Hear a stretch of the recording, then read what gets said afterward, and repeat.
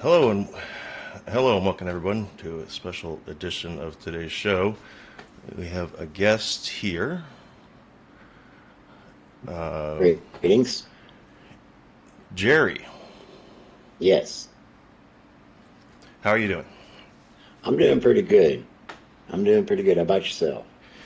Doing all right. I blocked a shot in my men's hockey league last night. I almost broke my wrist, but it's all right. Oh I man, can still that's use kind the of rough. mouse. Like we're all good. Yeah. Well, there's reasons why I don't participate in activities like that. Gravity and myself don't get along like we used to. Now, yeah, I'm starting to notice myself a little bit. Well, I just turned 62, so it gets a little more real every month, it seems.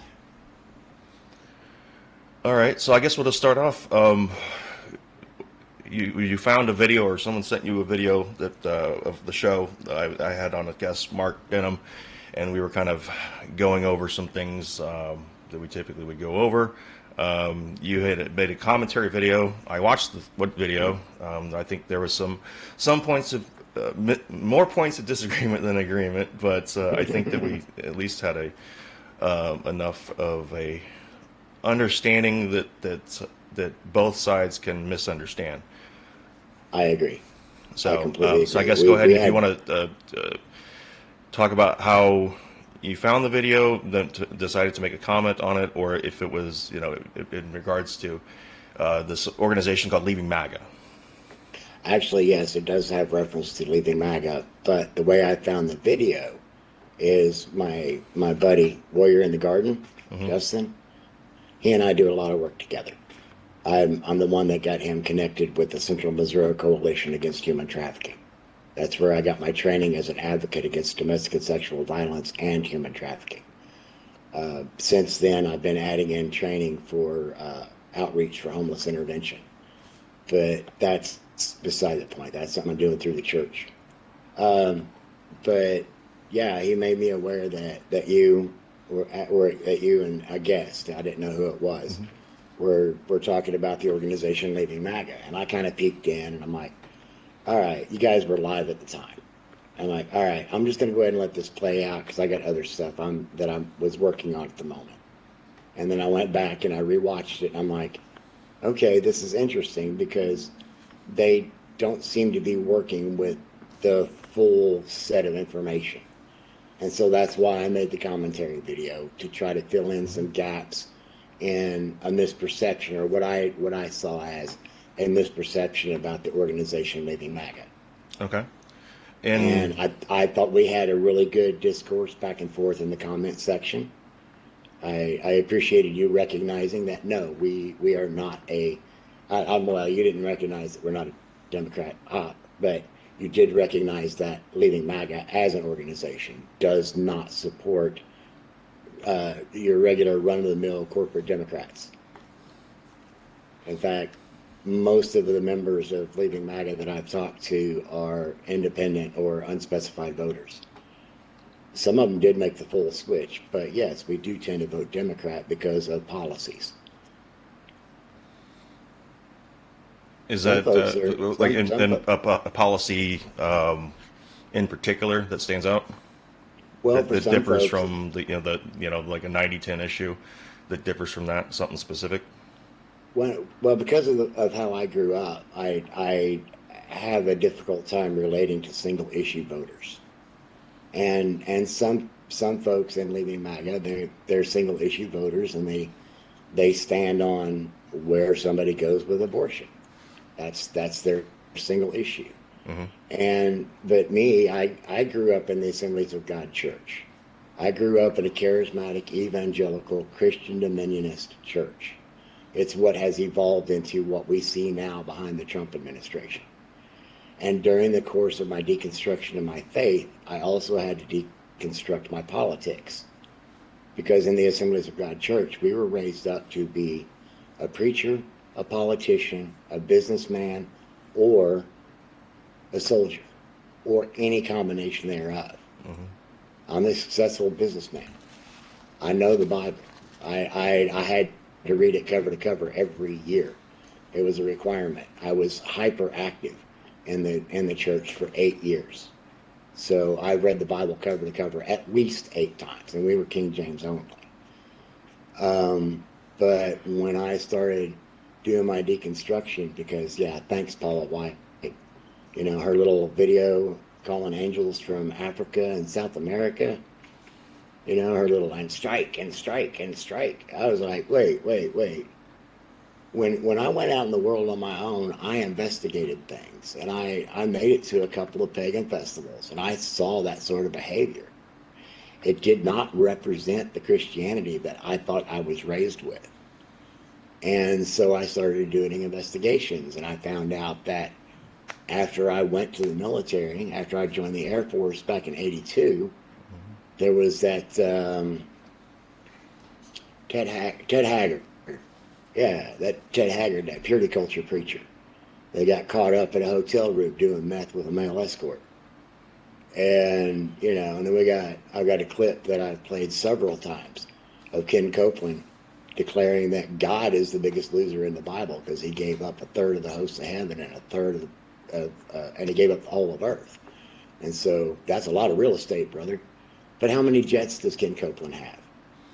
And how many people have died because they denied themselves medical care for curable diseases in the name of faith healing?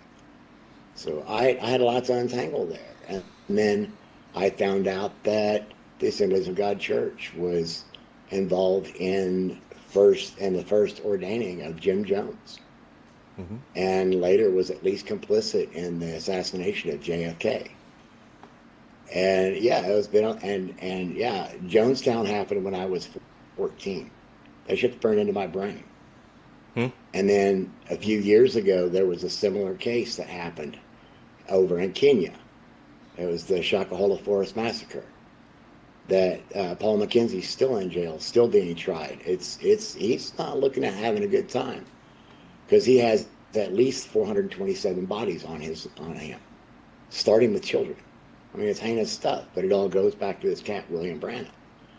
And then as I dug into my research even further, I find out my church was complicit in supporting Operation Condor.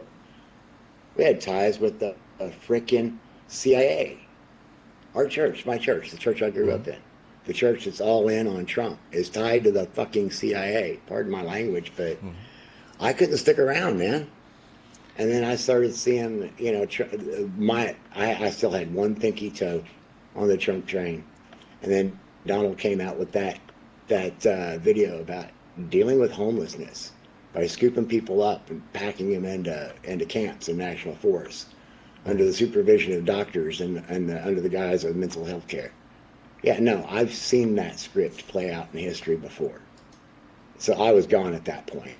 And I have been anti-Trump policy ever since. And when Project 2025 dropped, oh, dude, it's been a nightmare for us ex-evangelicals. It has. Gotcha. Because it's everything that they told us back in the 70s and 80s that the Democrats were going to do.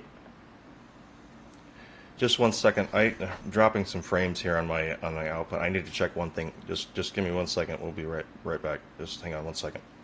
All right.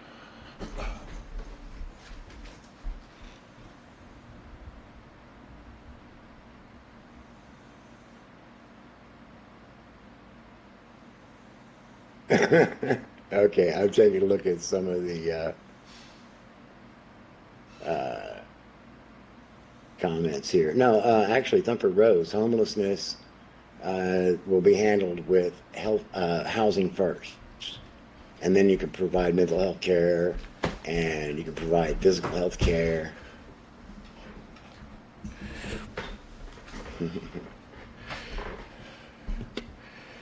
Okay, there we go. Okay, we're good. All right, cool. Sorry, everybody.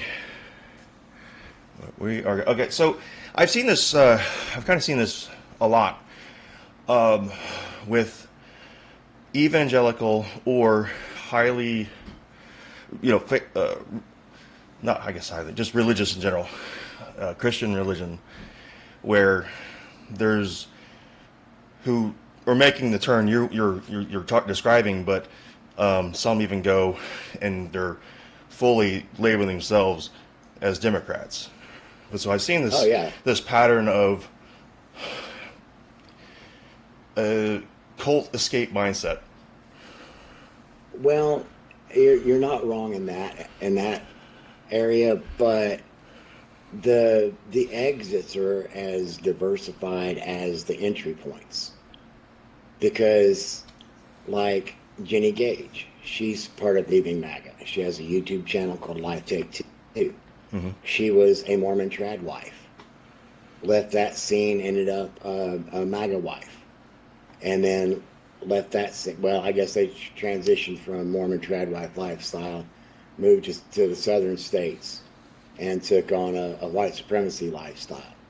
And then when she got made her exit, she left with her kids, and now she is a full-on atheist feminist activist. You can look at Monty Mater. She actually graduated from Liberty University. Her dad's life goal for Monty, once he realized how smart she was to get her on the Supreme Court to overturn Roe v. Wade. That was his goal for her life. She now fronts a death metal band and hosts a regular Bible study with her tattered Bible that she grew up with. That's where she ended up, in that atheist camp. Then you can look at Tim Whitaker, who established the New Evangelicals podcast and does the Tim Whitaker Speaks show. He's landed in the progressive Christian camp, just like April LaJoy, author of Star Spangled Jesus. She also landed in the progressive Christian camp after having sung a Christian national song that she had written on the Jim Bakker show when she was 16. So we're landing everywhere. Me, I'm an agnostic that's working adjacent to progressive Christians because in the end we have the same goals. They don't require me to adopt their beliefs to hang out with them. There's none of that. And so, in your opinion, I mean, it seems as though you feel as though part of one of the parts you made in your video, you had posted, and I took a look at.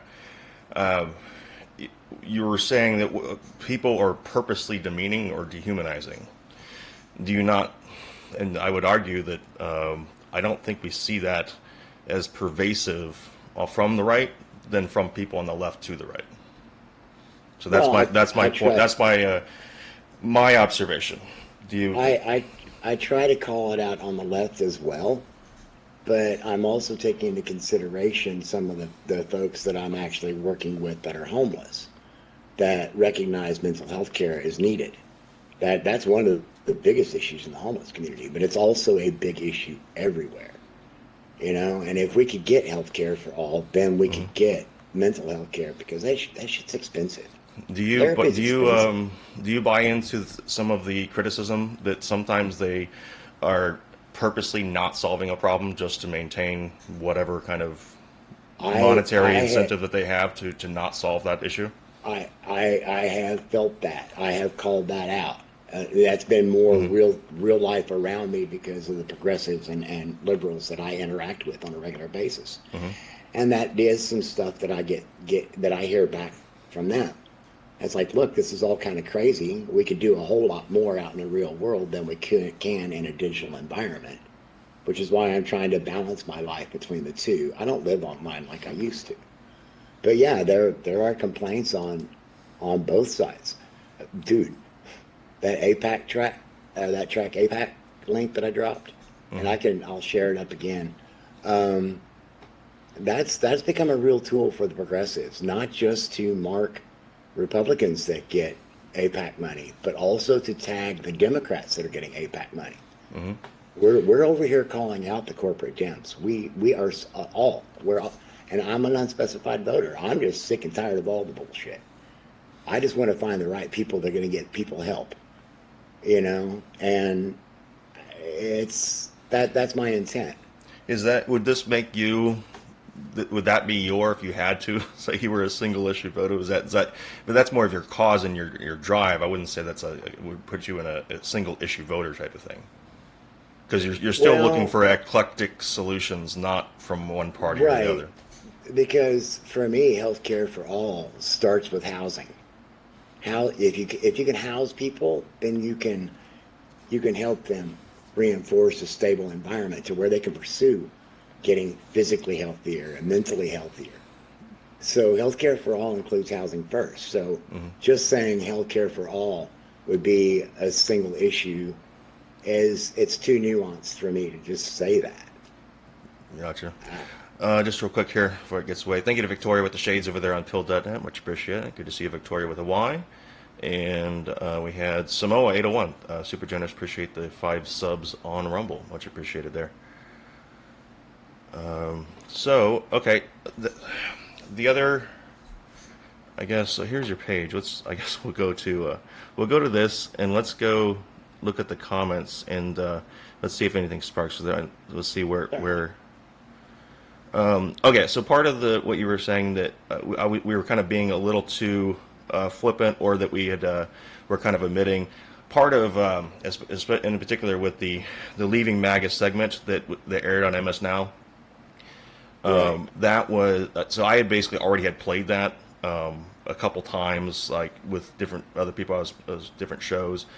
So we had already have kind of gone through that with my audience. So we were kind of, I haven't had Mark on the show for about 10 months. So so we were just kind of catching up. So part of that was that. I think I can appreciate that. I think we were okay. I said what I said. I said, establishment Democrats aren't doing it for you. I'll concede. I don't know if your organization is pushing alternative candidates. I think you covered that. You kind of said they're not really pushing a candidate or establishing themselves with any particular person or group. They're just saying right. Legally we cannot endorse any candidates where'd it go? because we are a 501c3. If we were a 501c4, we could be politically active, but we're a 501c3 charity. It's up to us members as individuals to do what we do. Some of us are content creators. Mm-hmm. One of the fellow content creators that's part of the group, Jay, you can see his story right there. Mm-hmm. He's an insurance adjuster, and he lives down south.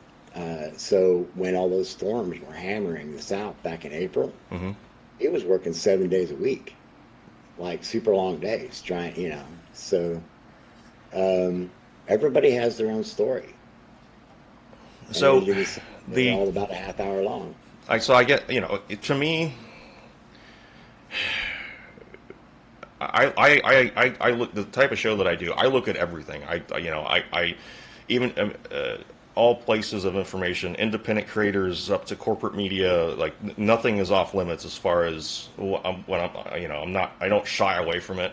I don't not show something because it's going to have some weird cognitive dissonance or something like that. I entertain anything. I mean, as I think this is an example. I mean, having someone that's different of opinion on the show. Like I don't consider the source. I look at what is being presented and is it a valid argument? Does it have proof to it? Does it have weight that's from a logical standpoint?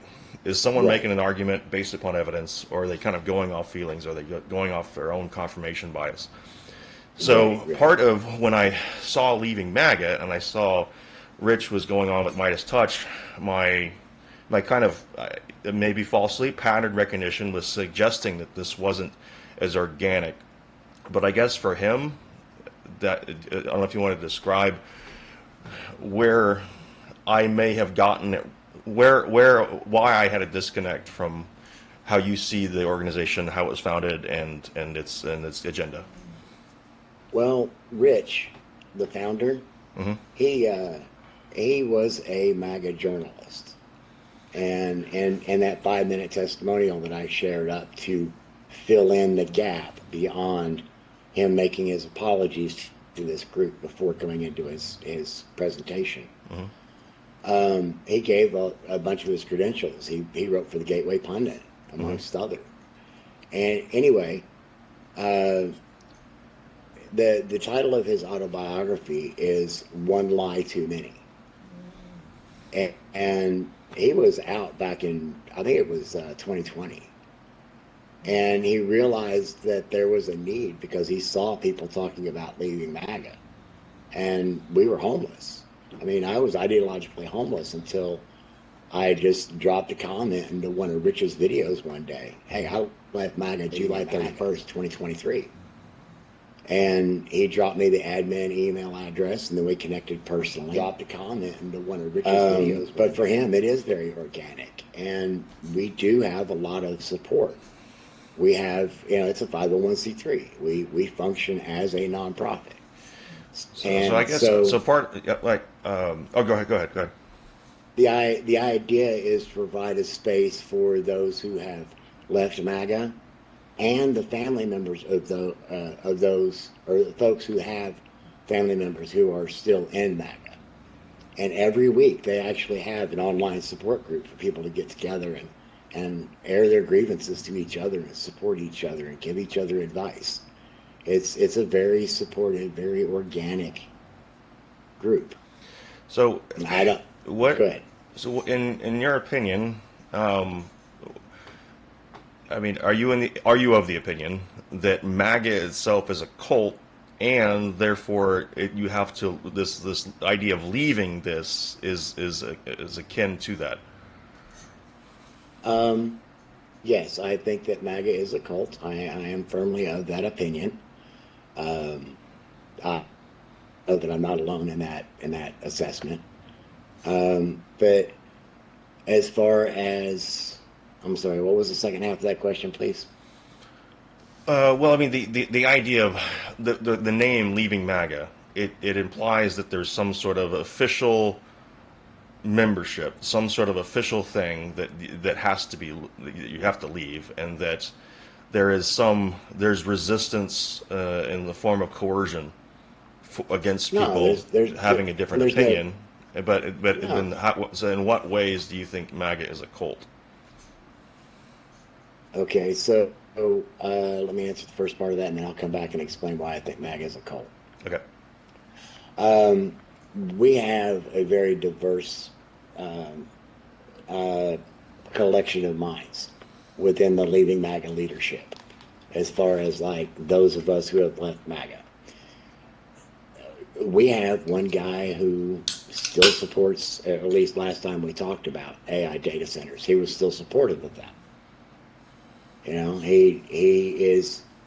He's more conservative than I am, but I would say that his focus is more of that, or more that of a conservationist. But he also appreciates technology at hand. But he has issues with generative AI because he's a sketch artist. So his position with AI and AI data centers is nuanced for him. Me, I don't like them because of what they do to the environment. What's required to keep them cool, and everything that goes with that. Mm-hmm. We have a diverse collection of thinking there. So that there's no, you have to, all you have to do is announce your exit from MAGA. But why is that a requirement? Doesn't that, to me, it sounds like you're leaving what you're considering a cult and something going into another. If you're required to atone just to talk to people, I mean, when Rich was saying in front of a group, I have to apologize. It seemed to me like a struggle session of like communist China. Out of curiosity, have you ever sat in a therapy session, in a group session? In a group session, no. Okay. Unless you count my marriage counseling. Okay. Well, that's a very different context than where I'm leaning. When it comes to doing therapy or group therapy for domestic violence, Mm-hmm. of which I've attended because I am a victim of domestic violence. Poisoned, stabbed, yeah. Anyway, that's a whole nother story. It's kind of how I ended up in the advocacy environment. But making apologies for past offenses makes it easier to open the door to make amends, to make corrections. But I mean, when you're making amends, it implies that you yourself have done something that harms someone else. Right, right. So I guess that ties back to what is it particularly that you think it makes MAGA a cult where it is harming other people? So I don't mean to add second questions to these. Okay, no. But let's go back to that. Let's go back to that. Why Yeah. I think MAGA is a cult. Dr. Stephen Hassan. I'm not a super fan of his, but I do appreciate the work that he does. I have not Who's read that? his. Sorry, I need to turn you up over here. Just one second. I need to turn you up. There we go. Go ahead. Dr. Stephen Hassan, Hassan. He has a book called Breaking Cult Mind Control. And inside Oh, that yeah, I know book, this guy. This is the guy with so, the book with the MAGA cap on it, right? oh yeah, he also There, wrote Cult it of says Trump. cult or something on it. But I was already, during my deconstruction from evangelicalism, I was working with folks like Geo, Geomatrix,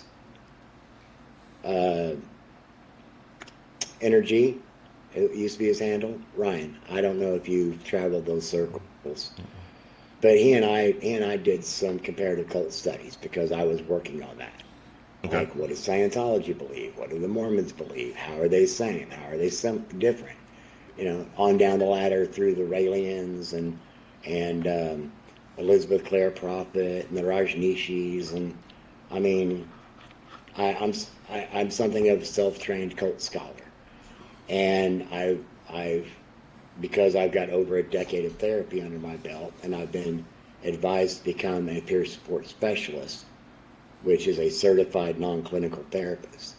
I can utilize those tools to recognize messaging patterns, and I'm well versed in organizational psychology because I was always raised to be a leader, and now I've already broken all this down. Mm-hmm. But as I'm working through all of this stuff, I'm recognizing patterns like with Dr. Hassan's BITE model, which is behavior control, information control, thought control, and emotion control. Okay. Right?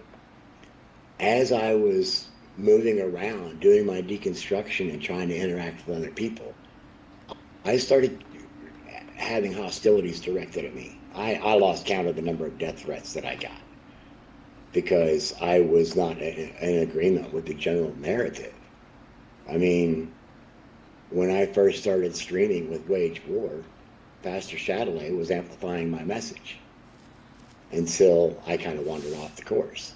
Mm-hmm. But I wandered off the course with Wage War, and we took 451 Actual with us. That was way back in the day. That was like, what, 5 years ago now? And because when I first got into MAGA streaming, I was a congressional watchdog. I was watching what was going on in D.C. I would watch all those hours and hours and hours of hearings, and then I'd bring back an analysis of things. And it was very Alex Jones. I was doing I got to a point when I was streaming full time. I was doing 10 hours a day, 3 days a week. And then I was moderating for Wage 10 hours a day, 3 days a week. So I was doing 60 hours a week on camera or moderating. And that was a hard grind. There's more to that. But so when you were so after when you're in that space and then you're saying that you didn't want to do that, I mean, how would you describe just kind of cold turkey? You changed your habit with that, and then you were experiencing some of the things you were saying that are cultish according to the BITE model from Stephen Hassan. I'm sorry. What's right. His, yeah. As I have his name right. Well, one of the big things that I was running into as I was starting to wiggle a little more of my own freedom, which I have plenty of freedom over at Leading MAGA. Rich won't agree with me on how I describe MAGA. He describes it very differently. But he doesn't say, no, you can't use those words because I disagree with you, or I wouldn't say that. I mean, personally, I think MAGA is a pedophilic death cult. So, But I'm sorry. I'm going to have to stop you there. MAGA is a pedophilic death cult? yes, and I have Because 112 years of you still history haven't to really prove it. given me an explanation of why you think it's a cult or what you experienced that suggests that that Stephen or Dr. Stevens' bite model is fitting. I know this work. I've seen it before. I've covered many Right. videos of his. So I know his Okay, material. well, I can make it real personal with my dad, talking about my interaction with my dad, Okay. who inducted me into the Republican Party at the age of 8 But back in that's the Republican Party. That's the 1972. Republican Party, and you've also talked That's the about the Republican Party, evangelicals. but now wait, That's not necessarily MAGA. So no, no, now listen. Um, After my dad indoctrinated me or inducted me into the Republican Party, we moved from southeast Missouri to southwest Missouri, and Dad ended up picking the Assemblies of God Church for us to grow up in, or for me to grow up in. That's where the Republican Party and the charismatic evangelicalism okay. blended. All right, I was like 9 or 10 years old by this point. We were ride or die Republican. I was a proud Reaganite airman when I was in the Air Force. I voted straight Republican all the way up until 2024. That was the first time I ever voted a blue ticket. But let's get back to the cult thing. Hmm. When I was trying to interact with Dad, he's all worried about Sharia law coming to the country, without taking the time to realize that what folks like Joel Webben are promoting with this radical Christian nationalism. Who's? And I'm sorry. What's the this name again? Joel Webben, I'm not familiar with that one. Right Response. I think it's Right Response Network, but he's a hardcore Christian nationalist. I mean, in my opinion, he is the very face of the American Taliban. He does not want to hear women in public. He does not women in. No, he wants women. But you're barefoot. talking about single people's viewpoints. How is this fitting in with mainstream MAGA is a cult, or in your case, a pedophilic death cult? You're Okay. kind of skirting it. Sorry. Yeah, We no, gotta no, I direct get this it. so we can get. I So get it. I need to have an understanding of what your thought process is. Okay, so I more accurately define MAGA as a meta conglomerate of cults, because you got Scientologists in there, you've got Mormons in there, you've got Joel Webben, you got uh, um, Pete Wilson, Hegseth preacher, No, I don't. and I don't think anybody knows who that is. Again, or Doug Wilson. I'm sorry, Doug Wilson. Pete Hegseth, preacher. He spoke at a prayer breakfast at the Pentagon. okay, and And you're not aware of this.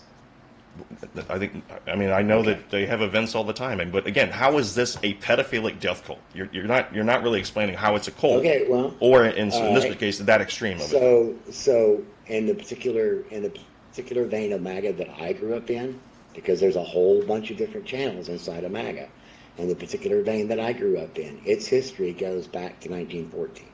It includes Nazis. It includes Klansmen prior to 1960. I mean, this is all from the very beginning, right? So there is a long history of child sexual abuse all throughout the history of the church. There's So a in the long last 10 history. years, we have time machines that are going back in time and doing horrible things to people, or what? No, The idea that you're saying here is the current version of whatever this is, MAGA, is a pedophilic death cult. because of its ideological and evolution that was started back in 1914. So you're saying that it's an offshoot of Republican that had this history No, intertwined into Republican, no, into then MAGA. it's a theological family. It's a theological ideology that infiltrated the Republican Party and took it over. Okay, so you're saying This- that in its inception, Mhm. all of these things that I'm hearing for the first time are what created and influenced MAGA as we know it now, which was essentially Trump throwing a monkey wrench into politics. Like, I mean, you understand where I'm having a disconnect, I hope. Right, right. All right. So, are you familiar with a text commonly known as the Protocols of the Learned Elders of Zion? Yes. Okay. I can tell you who brought that text into the United States. Okay. His name is Gerald Winrod. He was also known as the Jayhawk Nazi and the Kansas Hitler. He brought that book back with him in the 1940s after he had been hanging out with a bunch of uniformed Nazis over in Germany. Okay. He Gerald Winrod was one I thought that of the learned protocols of the elders of Zion was from at least the late 1800s through the early 1900s. So this is you're saying yes, this it is when it was was mainstreamed into something into America. when it was brought into the United States and then mainstreamed into Klan culture, Okay. which was embedded in this particular the post World War II tent revivals, which gave us that was run by a guy by the name of William Branham. Hmm. William Branham gave us the likes of John Osteen, Joel Osteen's daddy, But so now and gave you're us going into areas where this is where actually can agree with you. A lot of the evangelical, especially the commercialized version of that is something that I think is harmful as an institution. So I yes. mean, but again, the Well, and main then you point look of and is to understand how it is a cult, right. and in particular how it is a pedophilic death cult. Okay, well, um, in my particular, What not like how it was influenced, how you're saying that, because that's what evidence are you seeing right now that that's the case? okay, Pastor Robert Morris, Okay, one again, of Trump's, you're bringing uh, a religious institution into this. It has nothing to do with politics right now. exactly. Listen, hear me out, please. You asked me a question. I'm Sure. trying to answer it, and you keep cutting me off. Okay. Robert Morris, founder of Gateway Church in Dallas, Texas, was one of the spiritual advisors working with Paula White and Donald Trump in Trump's first administration. Is that the same Robert Morris of Robert Morris College in the Um, Midwest? Possibly. Possibly. I don't know the answer off the top of my head, but I do know that Robert Morris I grew up in the was Midwest, I just that's why I'm. okay. I just didn't know. Yeah, But I'd really never heard I of may, Robert Morris, so I just thought maybe that might have been where I've heard the name this, before. this is something that's completely opened up and unfolded over the last couple of years. In fact, the story that Robert Morris only did like 30 days in jail for molesting a 12-year-old girl, having sexual relations with a 12-year-old girl when he was 20 something, working as a traveling preacher. Okay. And he evolved into becoming a spiritual advisor for Donald Trump. And then Paula White, currently running the faith office, right? When T.D. Jakes, Bishop T.D. Jakes turned 50, Paula White gave him a convertible Bentley, big black convertible Bentley. Gave it to him on TV, right? Lifting him up, making him a big man. But T.D. Jakes around that same time was hanging out with Diddy. Okay. Um, there's when Ken Copeland got called out by Inside Edition about that jet, and he's like, "Man, Tyler Perry made such a good deal. I just couldn't pass on it because Ken Copeland had to go to Jerusalem." What kind of deal did Ken Copeland make with Tyler Perry that Ken just couldn't pass on? Especially when there's so much evidence out there, so many of us out here that are pointing towards the evidence of, let's see, Zach Radcliffe, a youth pastor, Mm-hmm. played guitar at CPAC a whole lot. I think he's facing, I think it's somewhere around 90 charges of child sexual abuse material and actual interaction with children. This guy was I actually performed at CPAC. Okay. I've got mountains and mountains and mountains of more of evidence. No. And I'm sorry. That is not evidence of a cult, of a pedophilic death cult. That's evidence of well, people they're protecting it. doing things, heinous things that I don't agree with and Right, would denounce. But you're talking about specific people doing something bad. right, What is it and as their a actions. group? What is this? Is it because we're embracing it? Because sure as shit, we're not embracing pedophiles. Are you kidding me? Well, I'm not hearing enough of people in the Republican Party calling it out and disavowing the bad behaviors of these Well, a lot of people don't know who preachers. these people are, with all due respect, man.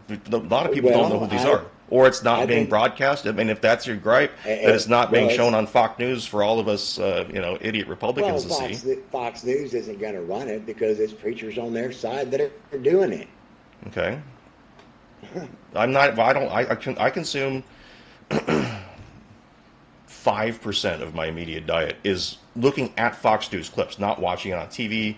95% is mostly leftist media. I have never heard them talk about this either. Why wouldn't they? I mean, if it seems like they could do that, why wouldn't they do it?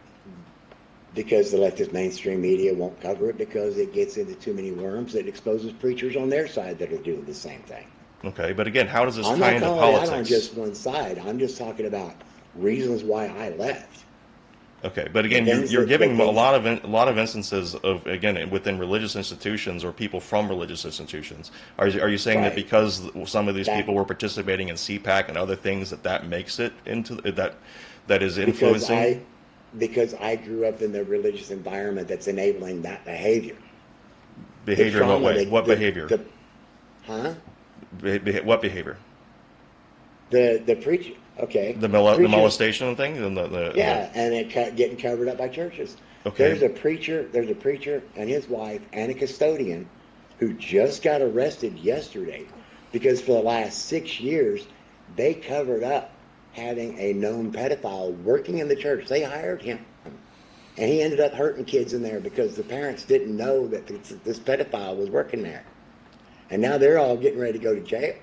And yeah, he's a Trump supporter. Okay. But he thought that he could save this guy. Now, if I could get Republicans. So you're saying okay, you might have an actual tie. So you're saying specifically Trump to this person. Preachers, because that's not Trump supporting. I'm talking about how the party or the organization or whatever structure you want to call MAGA. How are they propping these people up? Or you're saying that they're not acknowledging it, and therefore they're guilt by association? Like what exactly? Again, what behavior, if according to the bite model, what are they? What are people? What makes it this pedophilic death cult? Okay, so where are the Epstein files? They've been released, and they're at justice.org.gov. And the redactions are incorrect. That they do not meet the standards. There's still mountains of evidence that haven't been released. Okay, what evidence? Huh? What evidence? Epstein files. No. Epstein files is not evidence. What you are expecting to see in the Epstein files that would be evidence of what? And continue that. Like what is it that you're expecting that is being covered up? I would assume you have that opinion. Well, the very prolific issue of pedophilia in this country. And so in the Epstein files, they have generalized descriptions of pedophilia in the country. That's just one caveat. All right. Now, if there's not, I mean, okay. So if there's still files that haven't been released, why? All right, they're supposed to be released. Sure, I agree with you. If there is evidence of abuse, then I want to know who the names are in there because I want to see the files turn into trials. Yeah. Right? I don't have, when it comes to that subject, I don't have an axe to grind with any one person. I want them all held accountable. I don't care if they're a Republican, a Democrat. I don't care. I don't care if they're from France, Canada, America, Russia. I don't care. If they were doing heinous things, I want them held accountable. I want the same thing applied to the American Christian, to the church as a whole. Okay. I want churches safer. I'm not the only one that wants churches safer. But again, you're going back to the religious institution part. I mean, I know. Yes, because Christian nationalism is a thing. Okay. So MAGA as an agenda is Christian nationalism? Yes. Meaning that it is not something that's preferred, it's mandatory. Yes. That's the objective. So in that way, you're saying it's more of a cult because it's putting in the religion aspect of mandatory. Yes.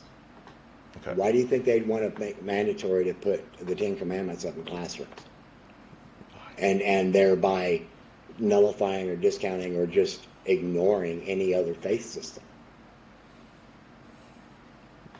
Well, I think that historically, it's arguable that there's some faith systems that are more destructive than others. Oh yeah, I'll agree with that. But every faith system seems to have a spectrum within it. Yeah. I mean, I But isn't have that more of an seen. example of the way that I it's people and individuals, and not if it is ubiquitous, unfortunately, within right. all institutions, then it's more about the way humanity is more than it's about the institution. No, it's From a about the statistic institution. standpoint, it's not something that's Well, being promoted. it might not necessarily be promoted, but if an organization isn't keeping its own house clean, it can't be allowed to be caught by shock or caught by surprise Hmm. when evidence comes up, when actual video footage comes up of an abuse situation. Let me bring it back to Missouri, all Go ahead. right? And I mentioned Robert Morris in Texas. They got Trey's Law there, and and we got it here in Missouri too because of Mike Bickle at International House of Prayer in Kansas City. Hmm. What Trey's Law does is if there is a child sex abuse case and that child is under a non-disclosure agreement, that non-disclosure agreement now becomes null and void, and the child is allowed to speak on their own behalf, whether have become an adult or not. Hmm. All right. Mike Bickle has over 200 witnesses to his prophetic abuse, spiritual abuse, and actual sexual abuse of at least 17 victims in his church. He's still walking the streets, and he's a big time Trump supporter. He thinks Trump is Again, doing God's work. you're talking about specific people. Yes, and he is And very that influential, and people he in is MAGA very would denounce. So and again, so and where is this and he inclusion is part? I and really he I really need to get to okay. Now this to get to that hold up. point I'm trying to so that I answer can your understand question, sir. further. So I think because I I'm think we trying. can understand each other I'm if you can get trying. to that. I'm trying to answer your question. All right. So Mike Bickle and Robert Morris have both been featured on Flashpoint Media, which is owned by Ken Copeland Media. My dad loves this stuff. Okay, we're going back to my dad, right? My dad can't differentiate reality from what he is consuming in mass quantity from Fox News and Flashpoint Media and all these other outlets. No, my dad doesn't listen to InfoWars, or he didn't listen to Alex Jones. Hmm. He is a big fan of Steve Bannon. So I need to call out individuals because each individual has their own responsibility for various chains of thought that are wrapped up into the whole body Okay, of what is MAGA. can we? We have. So you give me a lot of examples of individuals. Hmm. Can we tie this back into how that's part of the group? Like what is it that is not being done, or is being done, or being embraced, or not? Like what exactly is not being highlighted by media? What exactly is MAGA's responsibility here that they're not doing? Therefore, you're saying that they're embracing this ideology.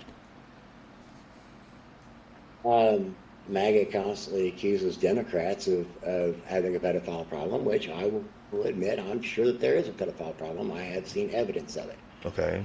That seems to be a human issue. That's why I So want more really, it's accountability about around that it. people aren't being But called out. it's more about people not being held accountable. To what? I mean, if you're promoting a violent rhetoric, which I have done before, and I've tried to make amends for that because Okay. I Well, feel what bad violent for. rhetoric? How about various ways of feeding pedophiles to wood chippers? We Okay. used to do that on Due Diligence show all the time, or frequently. Okay. And Due Diligence is on pill. I advanced some pretty drastic ideas because whenever I was living in an environment where I was being domestically abused, where I ended up getting poisoned and later stabbed, um, I reversed that. I was stabbed and then later poisoned. But still, either way, I guess a it was the distinction same without a abuse. difference, really. Right. Well, she stabbed me, went to prison, and then came home or went to jail, county jail, and then came home and after having met a prostitute in the jail, county jail, and then and ended up getting real buddy, and then she came home with some. I was into speed back then. I was a big meth head for like 27 years. But she came home with some Adderall, and she split one with me, and the other one had a real heavy dose of fentanyl on it. She was trying to kill me. Oh man. I was within 45 minutes of dying from CO2 toxicity. I had to do Coumadin for a while because I had a blood clot in my lung, I had a blood clot in my side. I still got a dent in my left leg where the blood had pooled there. I was almost dead. And if it hadn't been for medical science, I wouldn't have made it back. But it's because of that that I started learning about narcissists and narcissistic behavior and all of its various brands and degrees. And I started looking at various cults and their different control tactics. Gotcha. And when somebody threatens you with your life because you express a changing opinion or a new difference of opinion, then, especially when it's an onslaught of attack, okay, like when I called out Pastor Chatelet, that created a really crazy shitstorm. I had a lot of people that were coming at me, and I stood there on my own, because that's how I operate, and that's why I function well with leaving MAGA. Going back to that point, I'm allowed to function freely and of my own accord, and if I wanted to, I could have them take down my testimonial. I could walk away, but I believe in what we're doing. But the demands that I personally experienced, I've had to go no contact with my dad because I can't talk to him about anything.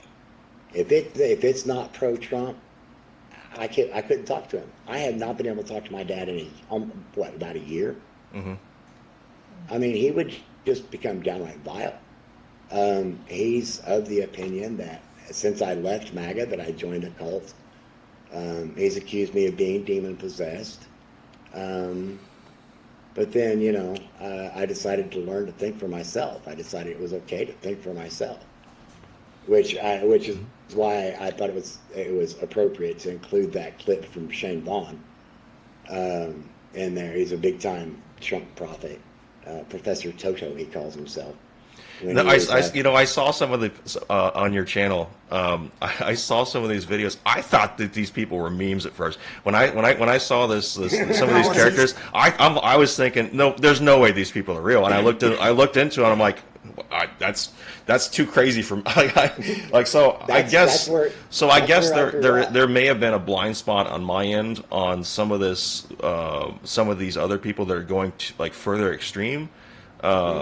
And so, with that, I will start looking at some of this other stuff and trying to call that out too, because it appears to be some of the stuff that we're kind of in a disagreement with is that and this is my opinion of what you said so far, is that you're giving a lot of individual things and individual people that I've never heard of, and mostly in my audience has never heard of before. And it seems to be that because it's not being called out, this is somehow an acceptance. We're either we're almost as if we're consciously accepting it, but really we just are completely unaware of that. Right. That's the crux of my point, right there. Okay. All right. Just 1 second here. I just got to clear out these super chats real quick. Thinking of Matt 1776, thank you for the shades, much appreciated. Matt 1776 for the cookie. It's cool to see DP open up discussion like this. Honestly, it'd be cool to see more of the combos. Absolutely. Let's see, Pastor Chatelet. Speaking of Pastor Chatelet, thinking of the 111 gold pills. Hey, it's the guy who accused me of being in a cult, and then got his ass handed to him in a discussion debate. I don't know. I think we're having just a fine discussion, Pastor, right now. Because a lot of it's disconnect between either media consumption or just you're a different person I am, so we have a different experience. We're consuming different things. We've had to, and so I'm well aware that I have certain things that I'm not aware of, and that could factor into how I analyze things. And so I'm much. And again, this is the type of show I run. The type of show I do is I look at everything. Sure, I do have hard opinions on things, but I do not shy away from looking at anything that's adversarial. And I'm pretty sure that's why Warrior in the Garden watches your show and let me know what you guys were talking about. And because I've worked with Justin, I've been on his show a few times, And I like that approach where somebody's like, okay, yeah, I'm willing to listen to a whole new set of data instead of, oh, you're off your rocker, you're demonically possessed, or oh, that's just a bunch of lies, Hmm. rather than looking at a larger context. Right. Because for me, as a researcher, as a historian, and as a journalist, I have a very nuanced view on the subject because I had to untangle it for myself. Hmm. So I had to unwrap each one of these threads because I understand how they're connected. Yeah, I mean, Which hard is opinions is very hard to break, as your example with your father. Just it right. doesn't matter, yeah, it's very hard when people get so wrapped up into it. It becomes the entire lifestyle. I think that lifestyle, and I think that's kind of what you're referring to with your personal experience of streaming, is that you felt like you had freedom after that because you had previously made the choice to go and do that, or maybe you felt it was coercive. I'm not sure exactly there, but just one second here. Sean Joe, thank you for the cookie. Red Gun 51, thank you for the gold pills 417. Matt 1776, thank you for the cookie. We'll show some support. Could use some cookies to wash down the combo. Absolutely. Thank you, Sean Joe, with the cookie. Slight Park, thank you for the phone, and thank you for moderating. Thank you to Soften with the shades. Let's see. He is in the pedo cult. Of course, he left MAGA. I don't. I disagree with that, Sulfano. I don't. He has not given me any indication that he's very much specifically calling out pedos. So okay, Well, that's myself and five of my cousins, no, correction, four of my cousins. Myself and all four of my female cousins were sexually abused by our maternal grandfather. so yeah. Yeah, I was only it like seems seven or very eight years much old. that your personal experience is informing a lot of this, and which is to Yes, be. I mean, considering, and I'm sorry that happened to you. that's my confirmation bias. But that it is, and I don't think you haven't necessarily given me an indication that you're seeing it everywhere. You're pointing out specific examples with names and citations, and Hmm. so it's not like it's just you because you're kind of from the previous trauma that you're kind of in a constant state of fight or flight, like that you're seeing it like you're just. It doesn't seem that you've kind of you're not that I that's not the wouldn't. case. No, it's not a fight or flight thing anymore because of the fact that I've Meaning been like a through defense mechanism, therapy. I guess, is what I meant. But yeah, um, having lived through a domestically violent environment, it was high control when I was a child. It became domestically violent with my second wife. Um, the those things set me on alert towards authoritarianism as a whole, you know. But then when I started seeing other things happening, like you said, I tend to name individuals because I don't really like painting with a big broad brush. But sometimes I do that in a hyperbolic fashion to catch somebody's attention. Hmm. Because I'm not saying that the movement as a whole is a hardcore issue. I happen to know that because of the fact that I was ill informed for most of my life, that I look back and I go, oh, I was duped about this or that. I got lost in alternative history because I got to looking at some various things that kind of sort of made sense. Hmm. And then when I started deconstructing my faith system, I started employing more of my academic training because I'm just a few semesters away from having a bachelor's in history. So I started applying some of my academic skills back into my work. And I had to unlearn and relearn a lot of different things just based upon what I had learned. I mean, some of the earliest stuff that I remember is from 1970s, the late 1970s, when this dude, Mike Warnke, this Christian comedian, showed up on the scene with his book, The Satan Seller. And those were the seeds that were planted that kicked off the satanic panic of the 1980s. I was there when all that was born. I remember the preachers back in the 70s saying, if we let the gays get married, the pedophiles will want their rights next. And then I look at how many pedophiles there are in that sect within Christianity, and it's like, so much projection. Gotcha. Let's see. Sulfonol, thank you for the shades. Much appreciated there. Again, I'm going to read them. I'm Yeah, very go ahead. confident I will never listen to this guy again after the show is over. It's anyone's. That's fine. Old Salty Dog, thank you for the shades. Much appreciated there. Let's see. It's Pat Chatelet, thank you for the gold pills. Says, LOL, MAGA isn't vocal against pedophilia enough. Stop with the wood chipper memes. But I mean, where specifically is because I mean, they're, in prisons. I mean, they just flat out kill pedophiles. Oh Like, I yeah. mean, so the idea of like it being universally despised among those among humanity, like Well, I'm not among sure I rational humans understand where anyway. you're getting if there's some sort of. Or hang on, let me rephrase that. Um, where it's being dehumanizing somehow, I mean, it's such a dehumanizing act. Uh, I think that's why the response is so vitriolic. Well, there's that, but then I also Oh, you're right. watched Okay, good. when the Epstein victims were giving their speech in D.C. and there was those jet flyovers that were happening, and I interpreted those as acts of intimidation, and it was definitely disruptive at the very least, if it wasn't meant to intimidate, Okay, because victims deserve to be heard. I absolutely agree with that. Let's see. Dow76 over on Rumble. Much appreciated. Thank you for the $20 Rumble rant. Here says, thank you for the content, DP. No problem.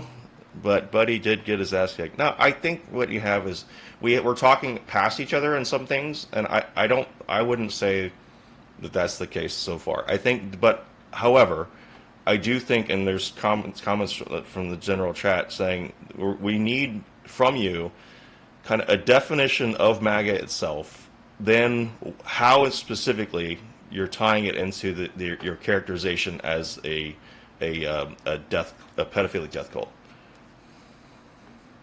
Okay. I define MAGA as an authoritarian Christian nationalist movement Okay. with the intent of establishing Christianity as the single religion of the United States. Like, And I'm assuming Project 2025 is probably your biggest evidence of that. yes, yes, Go ahead. it is. Okay, go ahead. Because yeah, that's my biggest chunk of evidence. Now, as far as explaining the death cult thing, Okay. the church that I grew up in was big on the rapture. We were big on Armageddon. Okay. And you got Secretary of Defense. I refuse to call him by the title he wants. Yeah. But Secretary of Defense, Hegseth, was calling out this war in Iran as Armageddon, and has called it a holy war. And a holy war is when you declare something as evil and must be destroyed in the name of your God. Yeah. Which means it's a war of ideology. I can't gel with that. And anybody that I see within the MAGA movement, or that is MAGA adjacent even, that supports that sort of behavior, I personally find problematic because it's advancing violence. I used to be a very violent individual. I am trying to be a pacifist, but I wrestle with that every day. I wrestle with that. I am very human. I admit that. I am not perfect. I don't expect anybody to be perfect because that's not possible. But whenever I look at the reality of my own development through puberty, and I realize that gynecomastia is a form of femininity, and there are men that get their man boobs chopped off for gender affirming care. What would be wrong with me embracing that as a part of my physical anatomy and recognize that there is no such thing as just male and just female? Mm-hmm. And therefore, if I can love myself better, if I can love myself more truly, then it makes it easier for me to love others. And it makes it easier for me to defend others who are being attacked for being other than, or identifying other than just male or just female. It's a complicated thing. It gets back into mental health.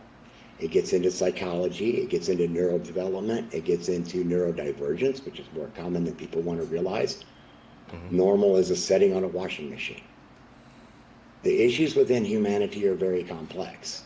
And by calling out other individuals and demeaning them or belittling them for various behaviors without actually fully looking into who is this person? Are they on meds? Have they been not able to get their meds? Or should they be on meds? Are they in therapy? Do they have a trauma background? Or are they just doing it for the clicks? Because quite honestly, in my travels and communications in the liberal and LGBTQ community, I know a couple of transgender individuals. None of them have ever heard anybody actually use pronouns like Z, Zer. That's trolling. Now, yeah. I mean, sometimes it does seem like that's the case. I mean, And so the trolling there's a goes lot both of ways. TikTok videos, a lot of stuff that people are like, "Come on, you're kidding, right?" And I would acknowledge I don't. It doesn't seem to be that pervasive. It's like everywhere.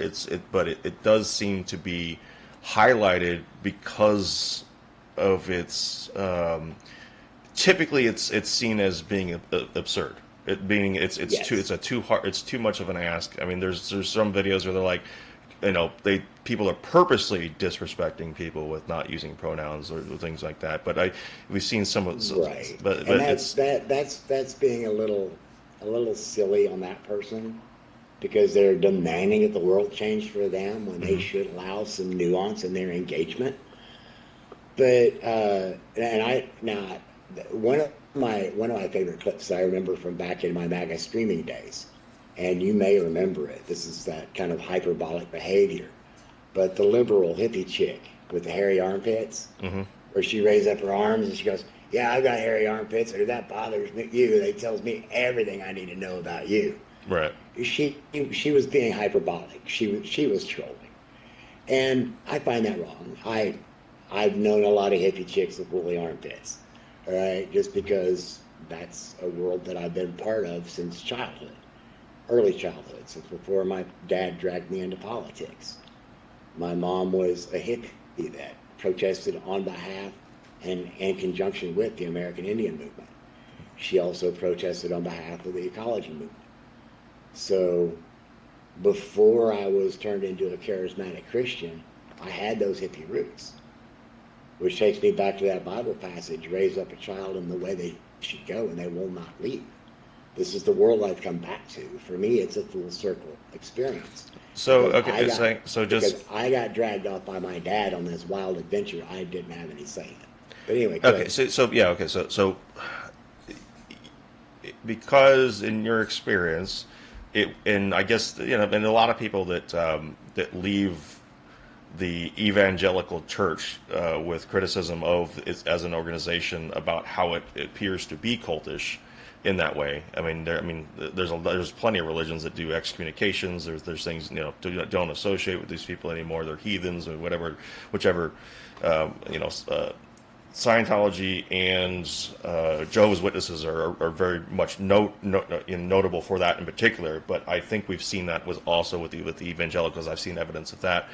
So going back to kind of the part of the cult definition back into that. So where does the pedophilic death cult part come into this that you're saying is MAGA? From the particular vein of MAGA that I left, Okay. there is an endless amount of cover up of pedophilic behavior instead of turning individuals over to authorities to be held accountable. Well, I apologize. I have to stop there because you're saying that a particular part of MAGA, so that now you're distinguishing different parts of something of a whole. But I'm When you're giving it describing from the whole as one thing.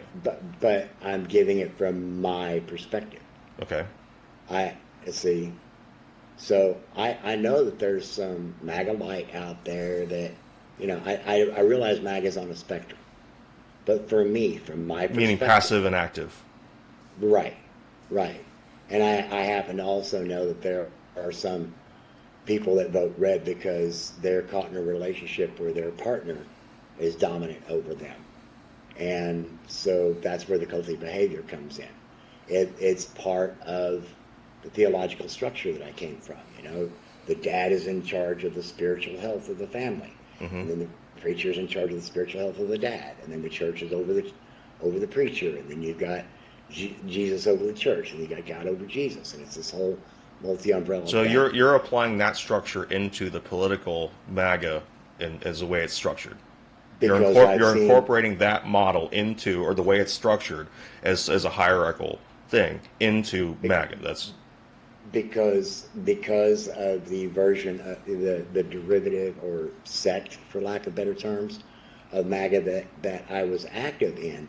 That is the active measure. So it comes back to that whole touch not God's anointed. When somebody calls out a preacher for missing a prophecy or grifting money or covering up kids getting touched or any other corrupt behavior within the church, Greg Locke would point out, and again, I'm going back to individuals because Greg Locke is an active participant on Flashpoint Media, which I mentioned earlier. It's a Ken Copeland thing. But Greg Locke has accused whistleblowers of being witches because he believes in spiritual warfare. And spiritual warfare is the branch of Christianity and the branch of MAGA that I rolled in on. Is there a particular organization or person that you can point to that the current administration, the Trump administration, is embracing but not calling out something specific?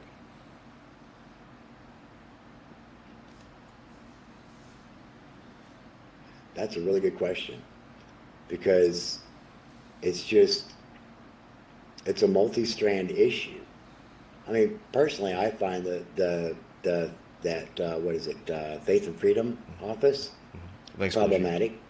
No, sorry, just take a sip and chat. Coalition, yeah. But the First Amendment opens up with there will be the Congress will establish no law, will pass a law establishing a state religion. Right. Right? And with as many people as look at Trump as some sort of God-ordained savior of the country, and all those charismatic Christian ideologies that are wrapped up where I came from, wrapped up into the belief in Trump and worshiping of golden statues. Yeah, I mean, there's things about that, as far as I'm assuming you're talking about the statue of Doral, and things like that. There's things that are tacky but I don't think people really take that seriously as literally worshiping an idol.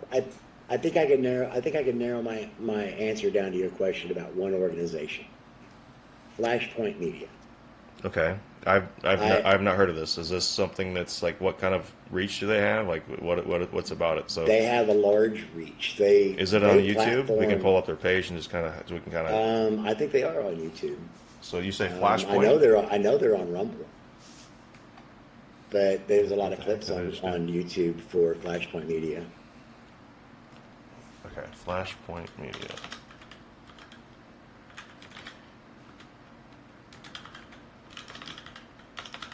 If I could spell. Okay. Flashpoint Media. Let's see. We got. Does this look right? Yes. Okay. Bingo. So about 67,000 subs. Does this include some of those characters that they had in some of those videos? Oh yeah. Is that pretty much their network? Yes, and that's why I went in and did individual profiles on on players in this movement. Okay. Like Hank Kuhneman, Ken Copeland. I can already see the commercial evangelical nature to this. A lot of this. Right. And right. so, if people are caught up in that, like your father, that kind of, I can see how this could be. This is propaganda techniques. I can recognize it just from the way it's structured. And they fully embrace QAnon. Okay. They don't talk about Q per se, but if you're familiar with the QAnon stuff, you recognize it in their presentation. Okay. Yeah. You know That's it. what? I tell you what. I will give this a fair look. Just for the sake of I keeping our appreciate discussion that. going, we'll abstain from that at the moment. But I will take a look at this because it's worth looking into. Is because my whole show is about examining propaganda. It doesn't matter what side. Let's see. Phil the dog. Thank you for the 107 gold pills. Much appreciated. The problem I see is he's trying to fit people in a box that he's made. I don't fit into anyone's box. Fair enough. Um, well, I mean, I don't know if you're really pigeonholing people. But I think that we're going to get to the broader question in just a moment. Thank you to Belushi. Thank you for the can. Much appreciated. Be well, Pinata, friends. Appreciate that. Conservative Chris, and this is kind of where the point might come in. If you're going to label a group, even by name, with your perspective, the intent behind doing so should be a factor. Also, if it's being used as an example for or a wider topic, you must first not have a tribalistic mentality. If you do, you view things too broadly through your bias. And I think you've already kind of admitted that yes, some of what your experience is shaping this, but you're Oh saying yeah. that you're seeing other evidence of that, such as through Project 2025, which I would agree, because it does come from an institution that is kind of evangelical backed, that it does have a flavor of that. Like I think that's part. It's not it's not acknowledged in the same way that Project 2025 was essentially denied during the 2024 election Right. as like the blueprint that was to be followed, and then but a lot of that policy prescription stuff was something that existed even before Trump, before MAGA. The Oh idea yeah. of having this policy prescriptions for within the what's the organization The Heritage Foundation. Freedom They, Caucus, Freedom something, or the the Freedom Caucus. Yeah, I think there so. was another one. There was another one. I can forget But what the name is. well, like with the Heritage Foundation, the Heritage. Yes, authors yes, yes, of that's what it was. Heritage Project Foundation. 2025, Yeah. they've been around since back in the 70s, and they got about 60% of their agenda pushed through with the Reagan administration. Right. That was my point. So Meaning that particular thing it predates MAGA, predates Trump. right, right, Right. So that but to it's me but that makes it's it more of a Republican position than a MAGA position per se. right because MAGA has its roots in the Heritage Foundation, which is predated by the moral majority, and it was the moral majority and that had tangled up involvement with a shortwave radio station in Quito, Ecuador, called HCJB, that was supported by the Assemblies of God Church in particular. That's why my dad and I went and got our ham radio licenses. But they were actively broadcasting messages from Billy Graham and other precursors to what became Christian nationalism, in conjunction with support for Operation Condor. Sorry, I'm not So, familiar with that. Operation Condor was a CIA operation that was based out of Colonia Dignidad Was it in the in 70s? Chile in the 70s. It Yeah. ran from 75 to 82 Yeah. I was born or in '82, 83. so that's why I don't have any memory of this. I went active duty in 82. And I didn't know about all this. I was in church adjacent to all this stuff happening. It was much later in life that I learned these details. But I remember us doing money drives to support this shortwave station that was on a mountaintop in Quito, Ecuador. And This is separate from Iran Contra stuff, or is it? yes, this is completely separate. This was Is this more of the what's that movie they made with Tom Cruise? More of the Arkansas Mafia with the Clinton stuff. With the it was a guy named no, Barry Goldwater. Barry it Goldwater. actually, No, yeah, that's not no, that. That's a different guy. What am I thinking of? this Barry Allen actually or something. this actually predates that, because Operation Condor actually kicked off during Bush one's term as CIA director. And the roots of Operation Condor actually go back to some exploration that was done by charismatic evangelicals, well, what became charismatic, but were then just the Christian evangelicals that were going down and doing ministries, including Oral Roberts University.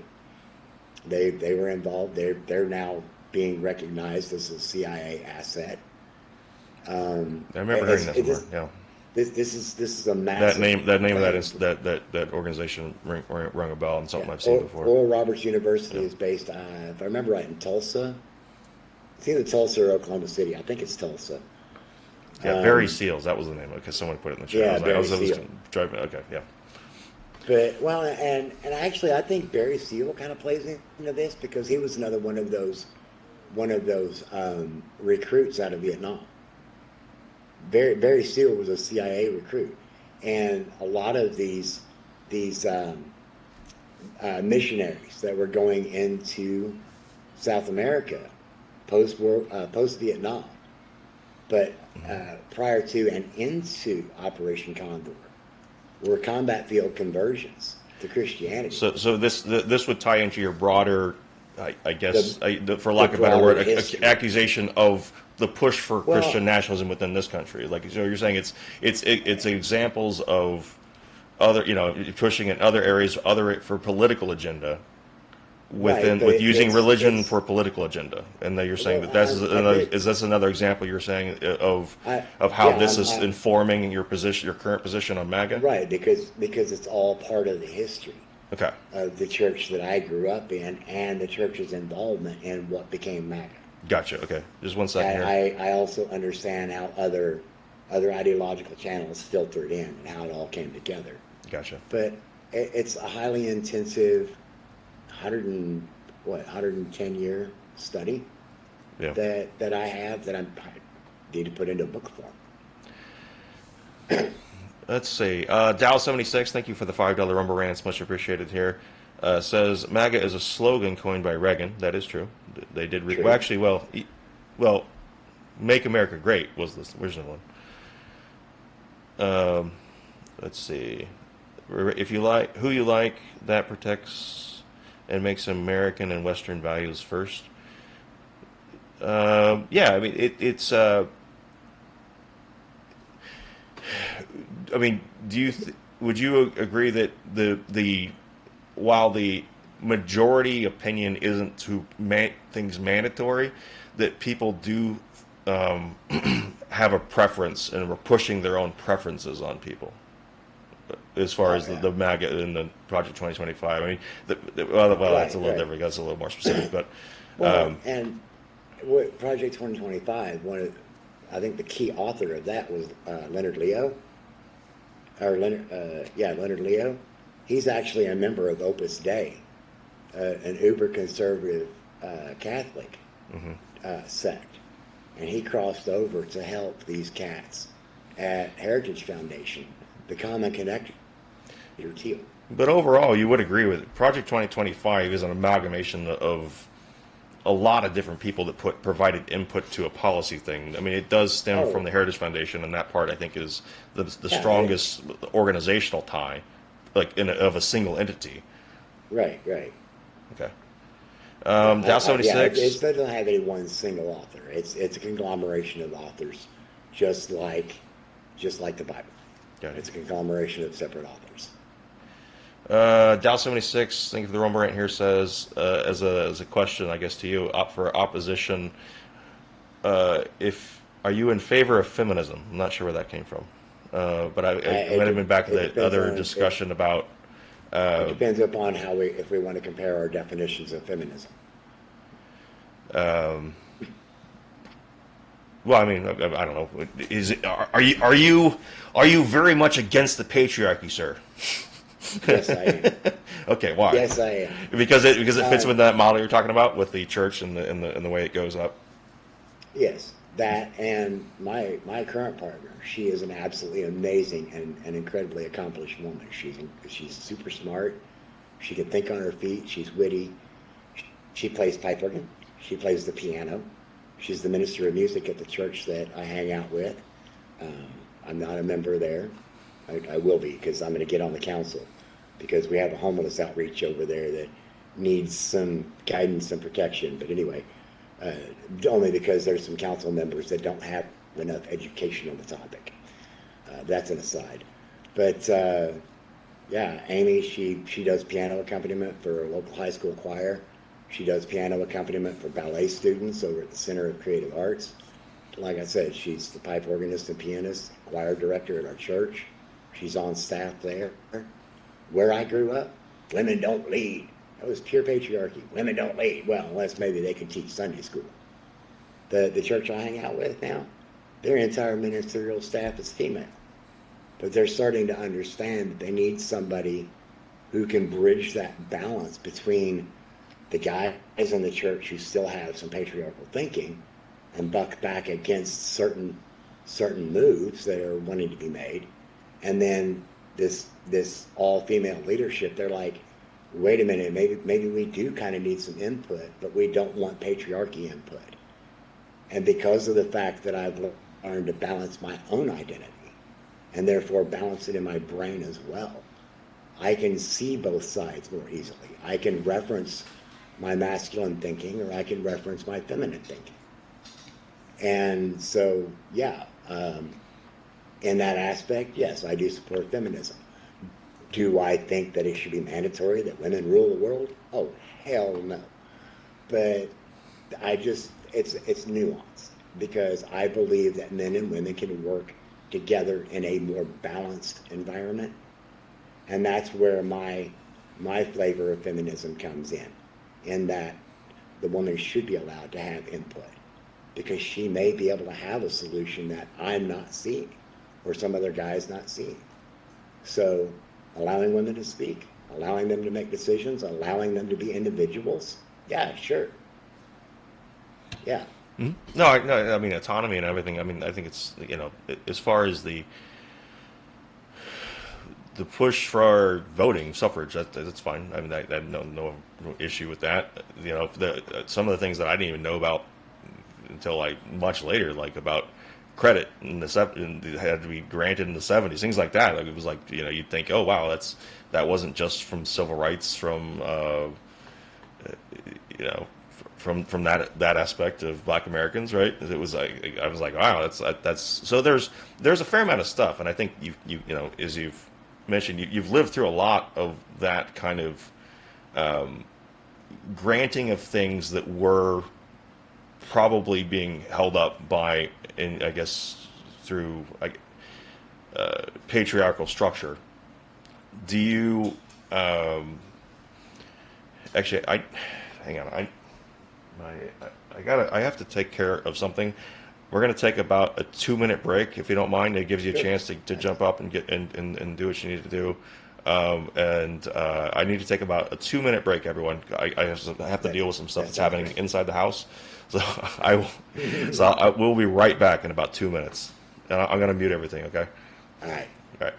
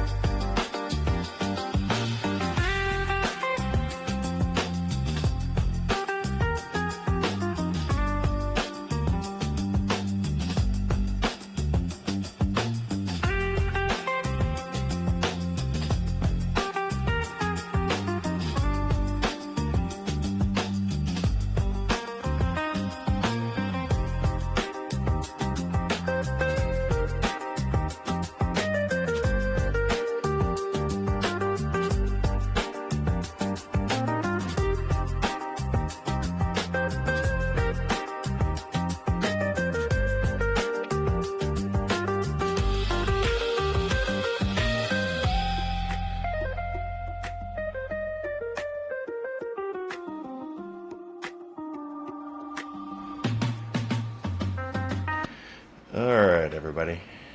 All right, so I let my cat out. She's like an indoor outdoor cat, and it was that we. I thought the cat was outside and didn't come back last night, and then the cat showed up. Uh, as usually would bother me for food or whatever before now. I was surprised to see she's not dead. Well, that's good that she's not dead. Yeah. My cat's sleeping over there on the couch on a pile of blankets. Yeah, and then of course it's summer, so the kids are here. So during the Right. day, so just had to take care of a few things there. So hopefully had a chance to get a refreshment or refresh yourself, whatever. Yep. Okay, back at it, everyone. So I think the chat is still asking for the why you have such a strong label for MAGA as it said before, the pedophilic death cult. Where is this embracing part? Because it seems from what I've heard so far, most of what you're saying is you have individual examples that either aren't being highlighted enough or condemned. But I'm not seeing that there's an embracing or that it is embodiment of that. Fair enough. As far as the death cult part goes, when you're wrapped up in charismatic evangelicalism as a whole. Okay, right? but again, to be fair, most MAGA people are not evangelical, so I really hoping you can address this from outside of a religion. But see, for me, MAGA is a religion.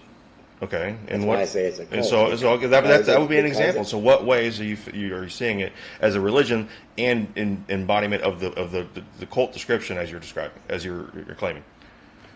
Well,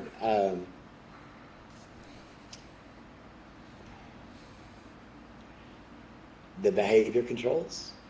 So where is the behavior control? So go back to the bite model, I guess. If you want to follow the bite model, go back to the bite model. My audience would be familiar with that. We've covered Stephen before.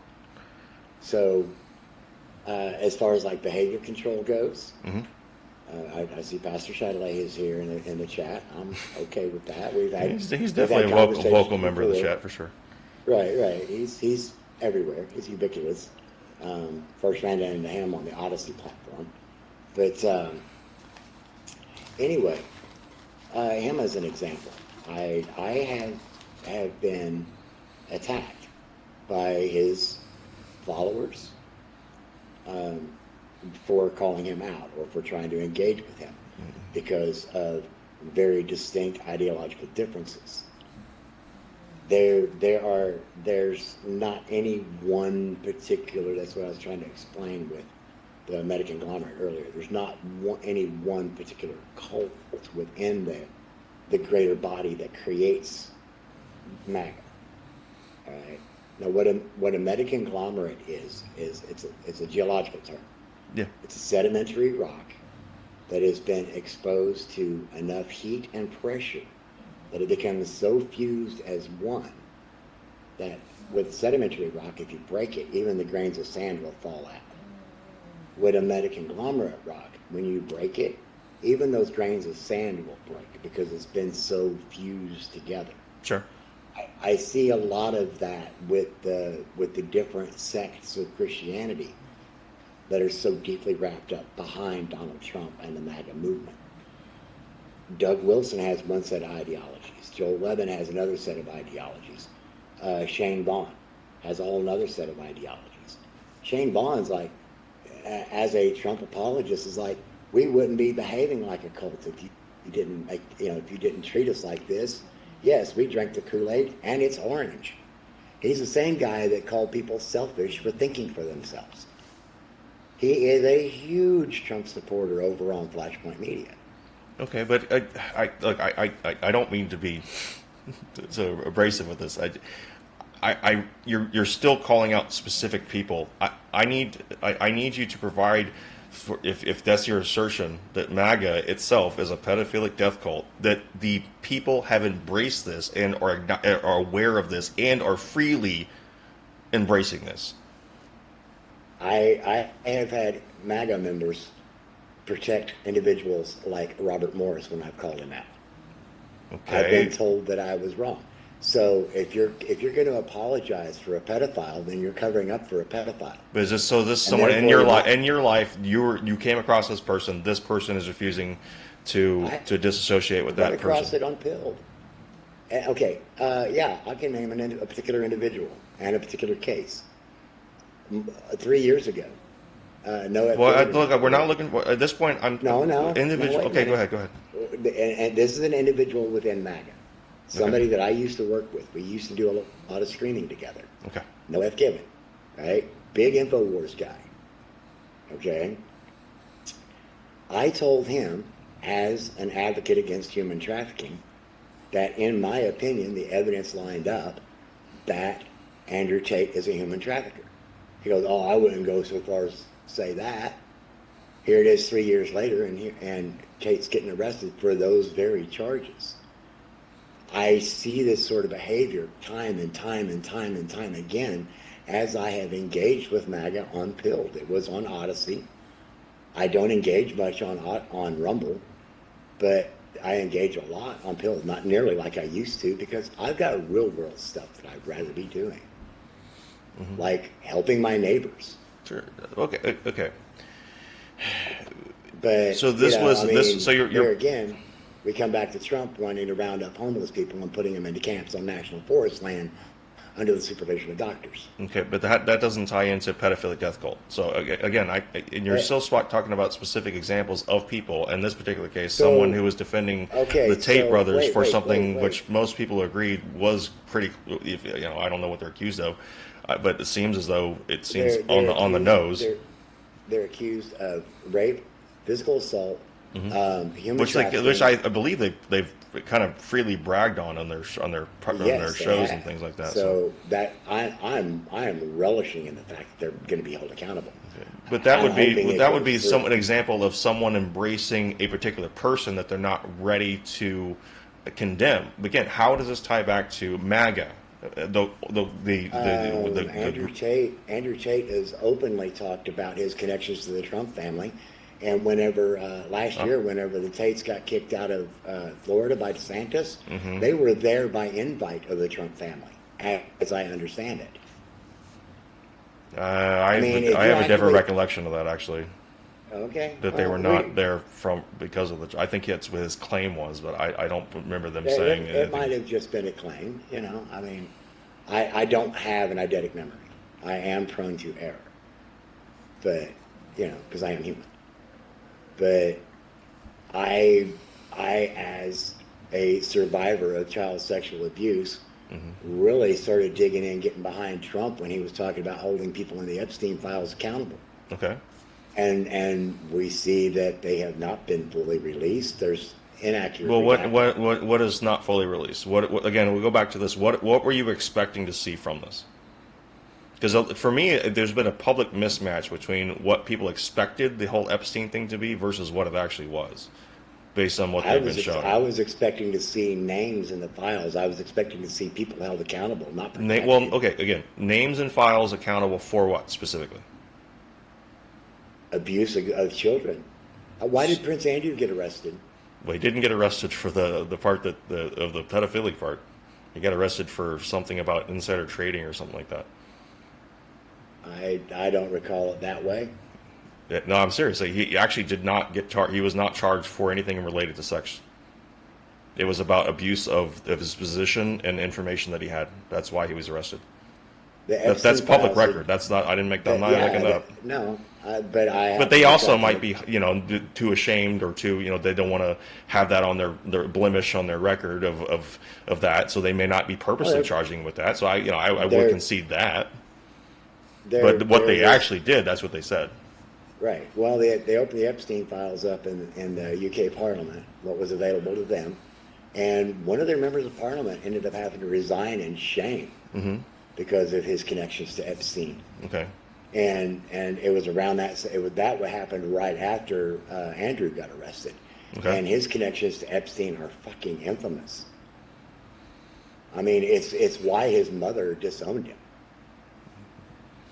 Okay. Yeah, Queen Elizabeth disowned Andrew because of his connections to Epstein. It's understandable. I mean, just from what we've I would seen do the from same thing. Virginia Giuffre in particular, I think that I she's still don't think she killed herself. it was an odd one for sure. She made a statement that she wouldn't. And Yeah. as being somebody who's attempted to commit suicide and instead set against killing myself now because I got better things to do with my life. I got good things I can do with my life. It would be stupid for me to check out. So if I turn up dead and it looks like I've been, like it was at my hand, it wasn't in my hand. You know, Mm-hmm. I get where she's coming from, was coming from. So I don't think she killed herself. Mm-hmm. I also don't think Jeffrey killed himself either. Yeah, I think most people think that. But Okay, so with well, we can stay on the Epstein thing if you like, or we can again. I still feel like we're not quite getting, because the whole point of leaving MAGA, it seems For like me. no, leaving MAGA, the concept Right. and the organization. It's we have to. Well, I mean, the organization that's providing a safe landing. That's a different thing. That's the therapeutic aspect. That's a different thing entirely. What I'm saying is the motivation to leave is because of your perception that it is a cult. Yes. So again, I still have to ask, But outside each of one individuals having opinions about certain content creators or anything about the religious evangelical part, Well, where is that's this? Where is the that's larger, very public embracing of this? That I'm just not. It's a disconnect for me. that's the thing when it comes back to the Leaving MAGA organization. Every one of us had different reasons for leaving MAGA. Okay. Every one of us. Some of them were single issue voters around abortion.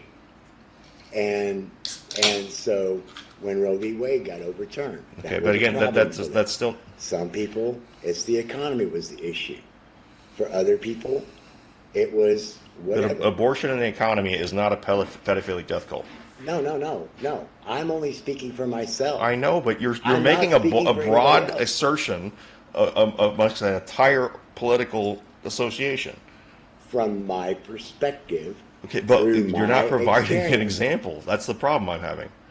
Now, how am I not providing examples? No, you're providing No, specific no, people listen. who have done wrongdoings. Yes. That's And not they're an being- that and is they're- not an embrace of an entire. If they're being protected by the movement, it is Okay. How are they being protected? Is it because they're not being exposed enough? Because Yes. from what you've told me, The we're just not evangelical aware of churches- it. We're just not aware of it. Right, because the evangelical churches are constantly covering it up. Okay, but again, that's not This MAGA. isn't- That's an organization No, that's separate but- from MAGA. But these evangelical churches are the fuel behind the greater movement. MAGA is not one just single body. It is a face. It is a slogan, but it's made up of a bunch of different organizations that are truly problematic. Now, there may be a few that have good intentions, but from my perspective, because of my experience, due to my cognitive bias, or my confirmation bias, because of my experience, this is my definition. If you're covering up for pedophiles, you might as well be a pedophile. If you're not exposing them.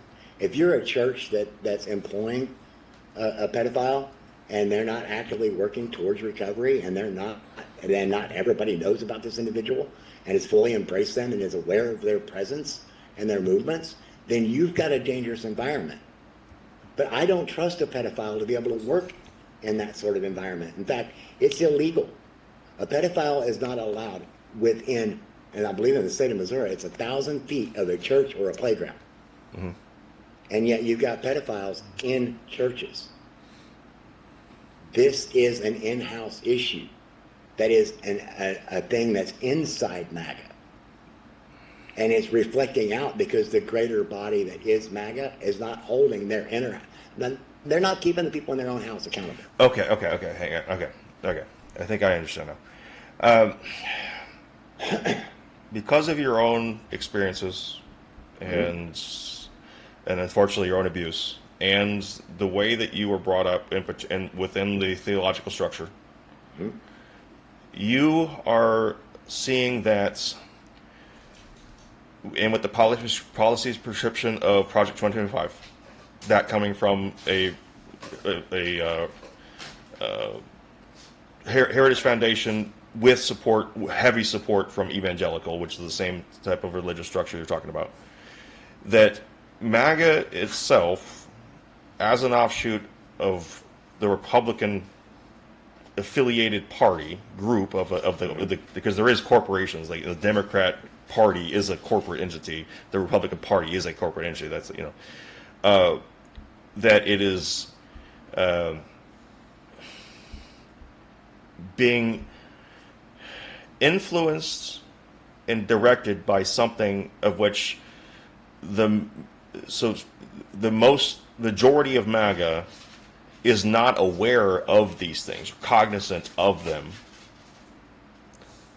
And so by not directly confronting this, they are guilty by association, because you think from the foundation of the way it was structured comes from this embracing of a pedophile within religious institution protection mechanism. So this is because it's rotten from the root. That it's the well has been poisoned, and it's all just even if they're not aware of it, it's still guilt by association. Yes, and the part. Let me explain how I got there. Because as a MAGA streamer, I remember doing the same thing to the Democrats. I will still do the same thing to the Democrats. I call out pedophiles wherever I see them. I don't give a care about political affiliation, religious affiliation, or anything like that. I'm calling out the individual. And I will call out an organization asking that they hold their own members accountable. I do that with individual congregations and various denominations and churches. I'll call out individual preachers for not protecting their flock. On the same note, I will give credit to preachers who do protect their flocks. It doesn't matter to me. I don't care if you're Buddhist or whatever. If you're not being a good human to your fellow humans, then I got problems. And that's where I come down at the end of the day. I just want my fellow humans to treat the other humans like humans and recognize that we're all different. We're all on a spectrum. And I'm not the only one out here that has endured those abuses and hold these thoughts about calling out the abuses within spiritual and theological structures and within faith systems. That's why there's entire organizations that are fleshing out, some of them are well developed, about how to build safer churches, how to keep your children and your people safer. So, yeah, I'm not alone in this fight. All right, let's go back to what. So, okay, I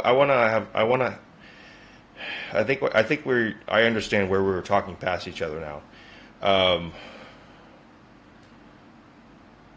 However, I think the way that you're going about calling and I guess this would be, you're pigeonholing a whole group as if they're aware of it and doing it, even though I would say the majority, I would say it was a very small percentage, actually are aware of this to a point where they think that it needs to be addressed. And so I think by painting with a broad brush, and that's, as you said, you didn't want to do, you are, when you're describing it that way, you are doing that.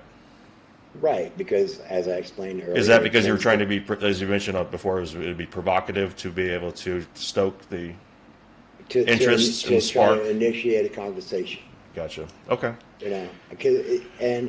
But I do. So you don't actually think that you're saying that just to initiate a reaction of noticing and addressing the problem.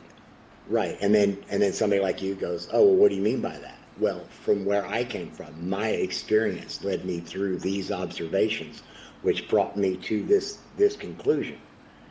Not everybody has had the same journey, Okay. you know. Actually, there's a good question here from No Thanks Joe. Thank you for the cookie. Says, great job.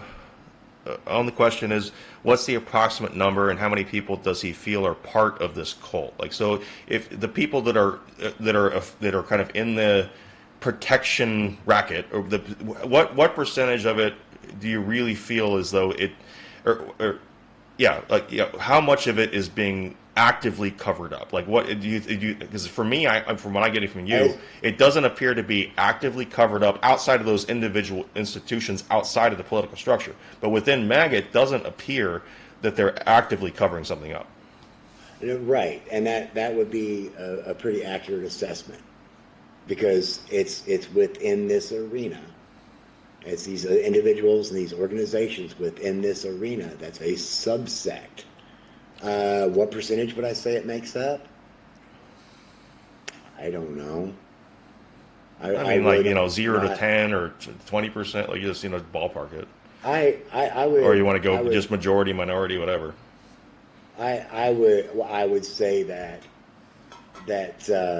the really hardcore believers in the from the perspective that I have, like of Flashpoint Media and Ken Copeland stuff, that's probably not much more than 20%, and that's probably might be even overestimating Yeah, because when I actually I, when I I actually when I actually look at the numbers across platforms of not just Flashpoint Media but individuals within that organization, like Greg Locke or the list goes on, Hank Kuhneman and such. When I look at those individuals and break down their influence trees, it makes it a bigger mess. For me, I equate it to mapping dust bunnies. You go pick a dust bunny up out of the corner and you look at it, and if you were to try to re-render that in a 3D drawing, how would you make all the connections? How would you translate that dust bunny? And that's kind of like the organizations within MAGA. It's a bunch of different dust bunnies that have been put together. So it gets to be a complicated and nuanced mess as far as the ones that I see as being the most dangerous, influential mindsets. It's really just a small percentage, but it's their influence, it's their reach.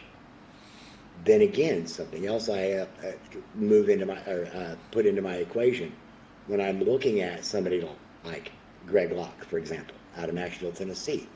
I keep in mind that there's a lot of other individuals that are keeping an eye on him and calling him out when he acts crazy.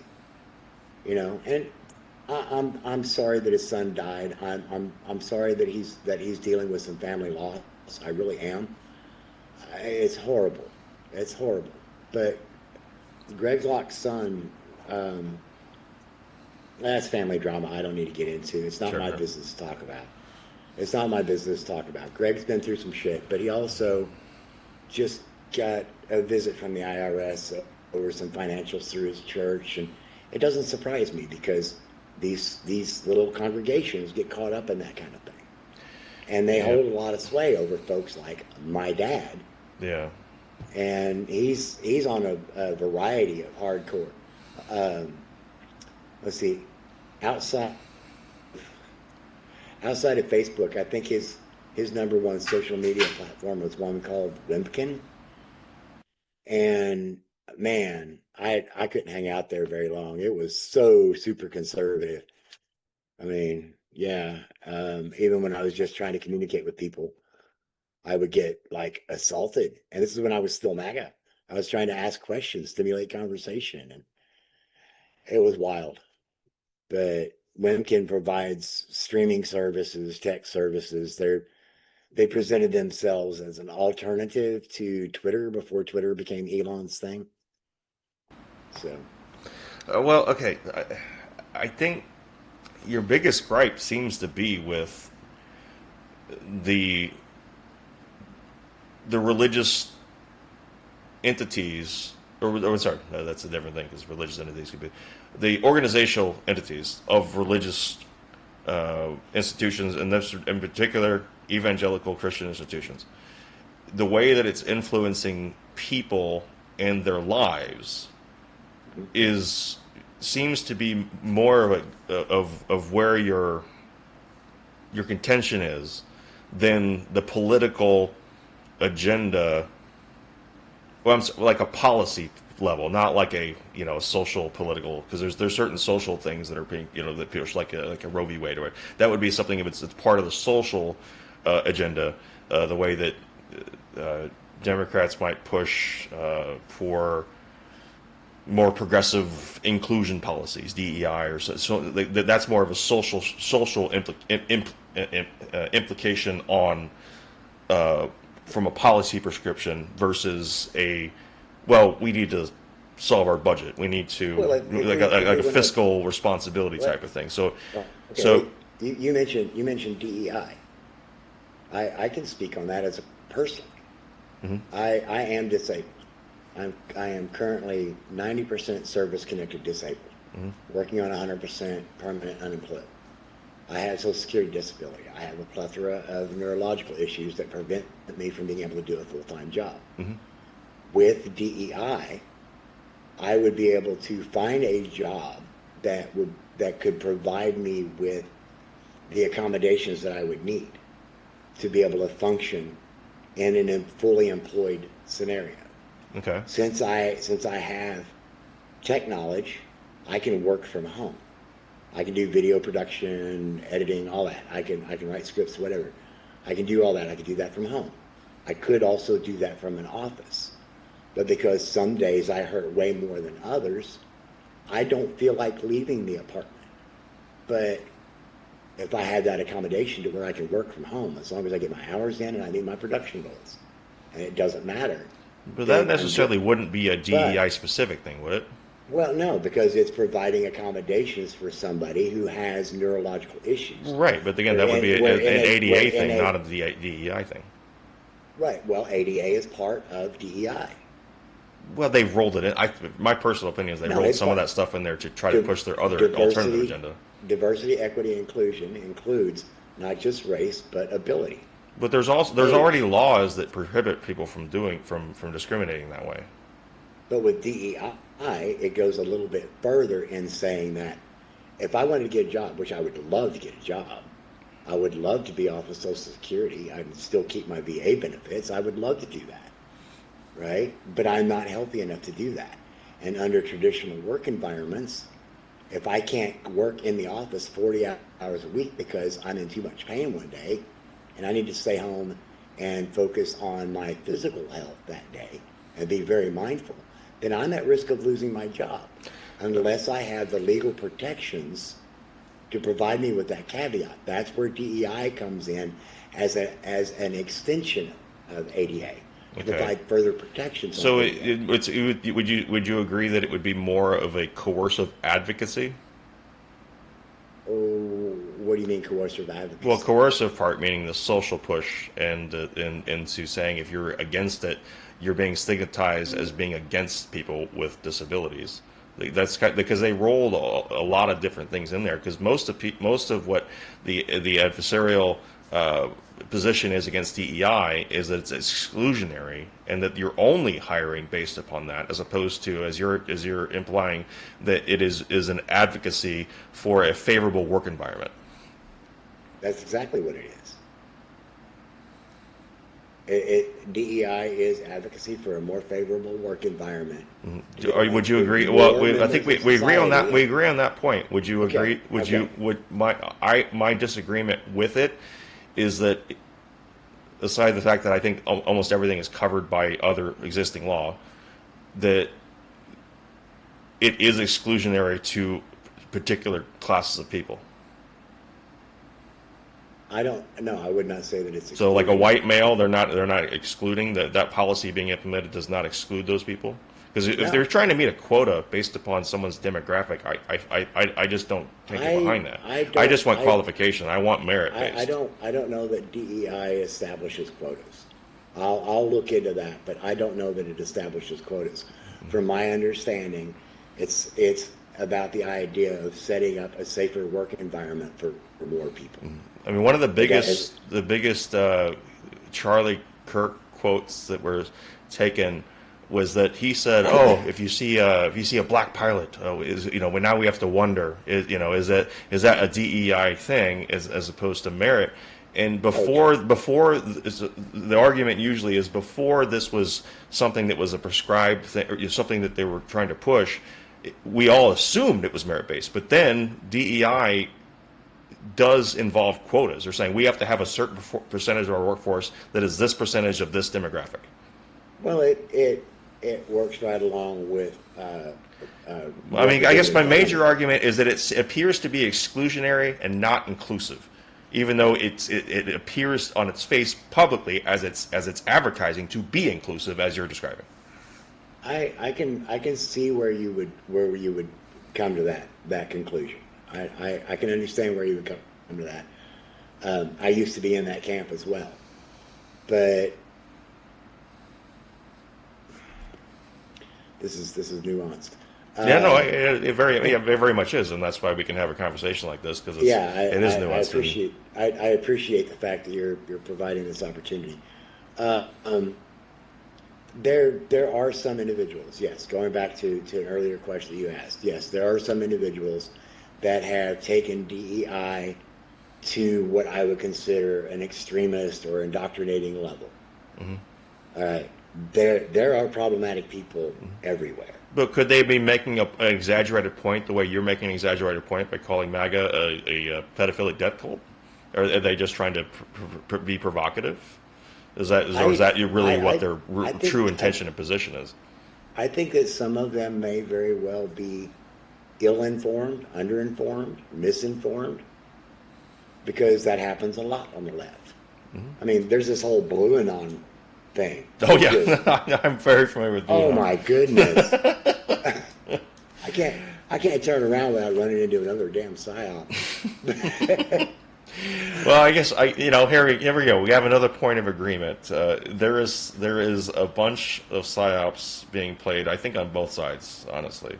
Yeah. And the blue one thing is crazy. Which one in particular is your favorite? Good grief. The theory, what theory in particular? I actually had a psychologically allergic reaction. I had a mental allergic reaction the first time I ran into something, and I'm like, oh shit, this is blue anon. Because they were talking about the FRC, the Family Research Center. And okay, so the Family Research Center, yeah, they're pretty charismatic Christians. They're pretty hard line, and they do have some influence in policy making. Okay, but this particular incident that I ran into, that actually had made me have a visceral physical reaction. I mean, I got sick to my stomach. I was like, what the hell is going on? You remember when Julian Assange was released? And they flew him to this island, right, to do the exchange or whatnot? Mm-hmm. These blue anon people grabbed that and ran with it. And they had the Family Research Center mixed in with some hotel that was known for gambling and prostitution and oh man, they just like really went off the rails. I'm like, I can't do this. I watched about 10 minutes of it going, holy shit, this is just like QAnon, but it's on the other side of the fence. Mm-hmm. And I haven't been back to that corner of that Democrat environment because it hurt my brain. It really hurt my brain to hear them throw that out there around Julian Assange, and it's like, I don't even want to get into that story right now. That one. There's one. I think there's a crossover. So, what's your opinion? I mean, I was live on my show when Charlie Kirk was killed, and my immediate response was this guy got shot. But then apparently there's a whole segment of the population that seems to think somehow, number one, that didn't happen. Or there's other people that go as far as say he's still alive, which if you've seen the video, he's definitely not alive. No. But so what's your take on the way that has been presented and the way that that's been kind of persuasive? And in my opinion, it seems to be somewhat of a psyop on its own for sowing distrust in the government in general, which in and of itself, you should be skeptical of the government. Absolutely. No one's getting the truth but as far as Right, right. going back to the nuanced thing is that they necessarily aren't lying all the time. You might be better off assuming that they're lying, but then to completely and wholly reject. It seems like most people that are having an issue with this, that they're following the Candace Owens and that thing of the wild minutia of Fort Huachuca or whatever, or Erica Cook look weird or whatever. Like there seems to be this well, you're buying the Fed slop narrative. Like you can't. You're just like anything that just because two positions happen to align as far as what we think and then what the government is saying, that somehow means that you automatically wholly have to reject it. What's your opinion of the whole issue with that kind of the angle of how propaganda I think it was absolutely an atrocious event. Nobody deserves to be murdered.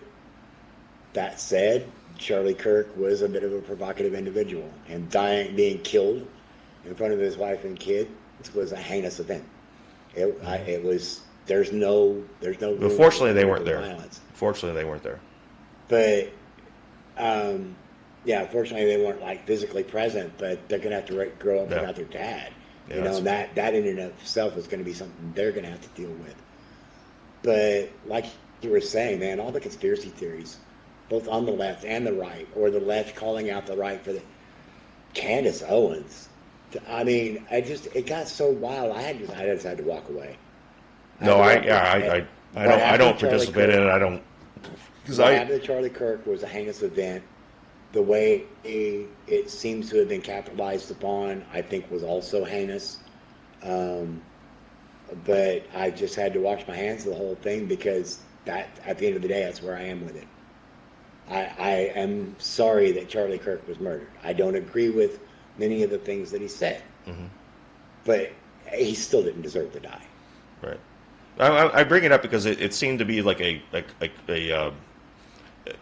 kind of an amalgamation of what we had kind of already talked about, religious influence and institutions within the political sphere, and then bringing into other parts of the push for, we brought DEI just before.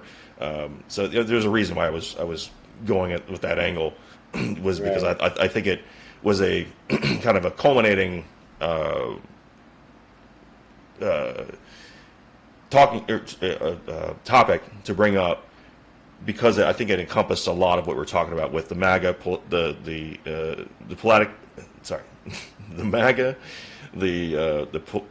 within the political sphere and within the religious institution, within the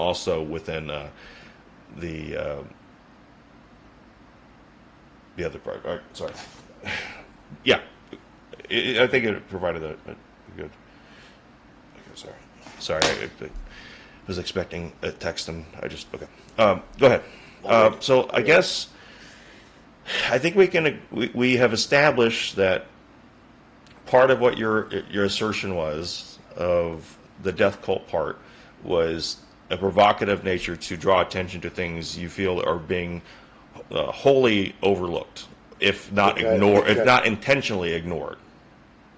Right, and overlooked, unintentionally ignored, because where the death cult thing comes in, from my perspective, is growing up in the Assemblies of God Church. I was taught to be a warrior for God. We learned how to justify taking another human's life because of some ideological difference. And we were indoctrinated to be willing to die for those causes in violent action because our place in heaven was assured. And you'll be caught up in the rapture afterwards anyway, and then you're going to get a glorified body, and you're going to live in heaven forever. And so you're justified in going against the enemies of God. And an enemy of God is somebody who doesn't believe exactly like us. And I'm like, whoa, hold up. No. This is not actually how it works. In fact, I think kind of keep an eye on the chat. I think probably so far the most accurate perception of who and what I am is I am a secular humanist. I believe that people deserve to be protected. I believe that people deserve to be treated well. I also believe that people deserve to be held accountable for bad behavior. Mm-hmm. You know, I mean, I've gotten plenty of speeding tickets. I pay them. Parking tickets, whatever. I pay them. I've walked my probation for getting caught with pot. The last time I got caught with pot, I walked up in front of the judge without an attorney because I couldn't afford Which state? Missouri, Yeah. Greene County, Springfield, Missouri, actually. And international headquarters of the Assemblies of God Church is in Springfield. But I went in front of the judge and I'm like, look, I got caught. Dead to rights. I had a pipe in my hand, there was a little bit of weed, and the judge is like, you know, you have the right to an attorney. I'm like, yes, but I'm trying to teach my kids how to take accountability for their own actions. How long ago was this? Let's see, this would have been back in the 90s. Oh yeah, okay, yeah. They were being super cracked down on everything. Okay. And yeah, we didn't even have legal medical. In my opinion, it should be legal. Well, we have legal, medical, and recreational here now, and I'm in agreement with you. It should be available for everybody. Yeah, I mean, hard drugs I think should still be illegal. I bet the big problem, or at the very least, right? and then of course this ties into part of your passion, which is you know, because a lot of times with homeless there's a lot of drug abuse and addiction that kind of comes with that. So in that part of your advocacy, I think that's very admirable as a choice to pursue that, I think. So last week our church sponsored a community spaghetti dinner, and we had a lot of people come in. We had 3 of our unhoused clients that were working with us, helping serve and prepare things. He actually used to be a line cook. All right, so he went in there in the church kitchen. He scrubbed it down. City inspector walked in and looked around and goes, "Y'all should just get a permanent food permit. This place is so clean." But he later comes and says, in our spaghetti dinner debrief after church Sunday, Toby was like, "Look, we just want to be seen as people. Most of us have skills, and if we had something other to do than to just merely exist, we would be less likely to do drugs, because most people out here that are doing drugs are doing it to check out from the misery they're being exposed to." No, I would agree. I think a purpose gives people drive to want to do, like, you know, like you mentioned before. You're like, I have no intention of ending myself because I have a purpose. I have something I need to do. I'm not, you know, you know. So I understand that. But Dominic, another one of our clients that was at the debrief, repeatedly pointed out the mental health issues that are on the street. That's why I'm such a strong advocate for housing first, because once you put somebody in a housed environment, you have the opportunity to provide them with protections. You can guard them from the predatory drug dealers that will go after these people after they've left rehab. You know, they might go to rehab and do a 30-day stint and get clean, and they're feeling good about life, and then within a couple of weeks, the old dealers tracked them down and hooked them up again, and now they're caught back in the trap. So why aren't we holding the drug dealers accountable? Would you before housing with like a commune, like where people were, you know, if you kind of had to have your own tasks, you had to have some responsibility that would give, even if maybe small, you know, like a cleaning rotation or a cooking rotation. Would that help give drive to say, okay, you know, today's my thing. You know, I can't imbibe this because I have, it's my shift tomorrow. Even if as small as it may seem, is that something you would promote? Oh yes, for sure. In fact, I'll give you an organization as a prime example of the kind of thing that I'm greatly embrace. There's an organization out there called the Community Veteran Project. They do tiny homes for unhoused veterans, 320 square feet for an individual, 420 square feet for a couple. They provide the housing. You get chore lists that you do. It's a community with services provided on site. They have counseling, drug and substance abuse, recovery, alcohol recovery, all that. They also have vocational rehabilitation, so that if you want to brush up on your trade skills, they do mock job interviews to help brush you up and get you ready for that. They can help provide a, and they don't care what your discharge status is as a veteran. They don't care if you have a dishonorable discharge and a criminal record. They want to provide that veteran a safe space to try to be a better person. And there are other organizations that are looking at other demographics, you know, outside the veteran community. Some people are just really that niche with their outreach. Mm-hmm. So I think that's a fantastic organization. And they started, I think they started in Kansas City.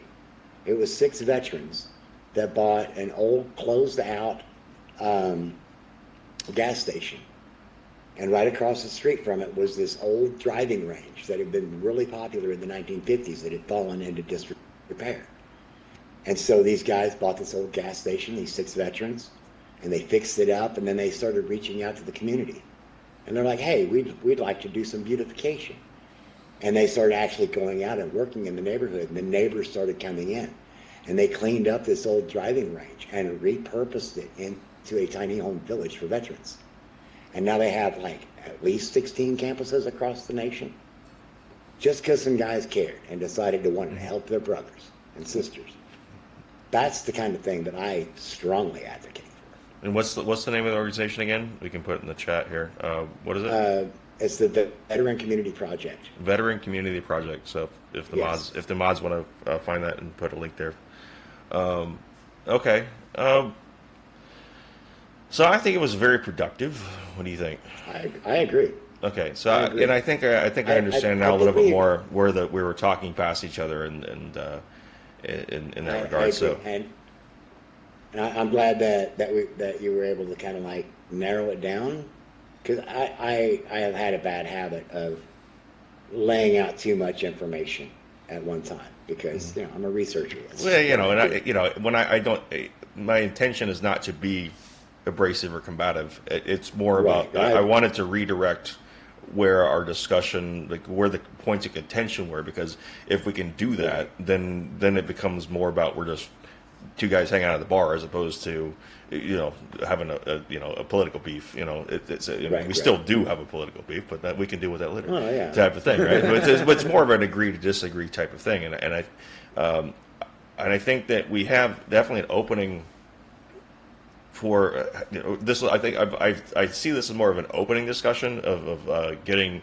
airing out all the stuff and kind of really feeling each other out, so to speak. And but I still think we haven't quite addressed the full cult aspect of this without getting into the religious part, without pulling up that. And do you think I've embodied your actual argument with my assertions that it seems to be more of an aloof issue, not understanding that there's a control part or a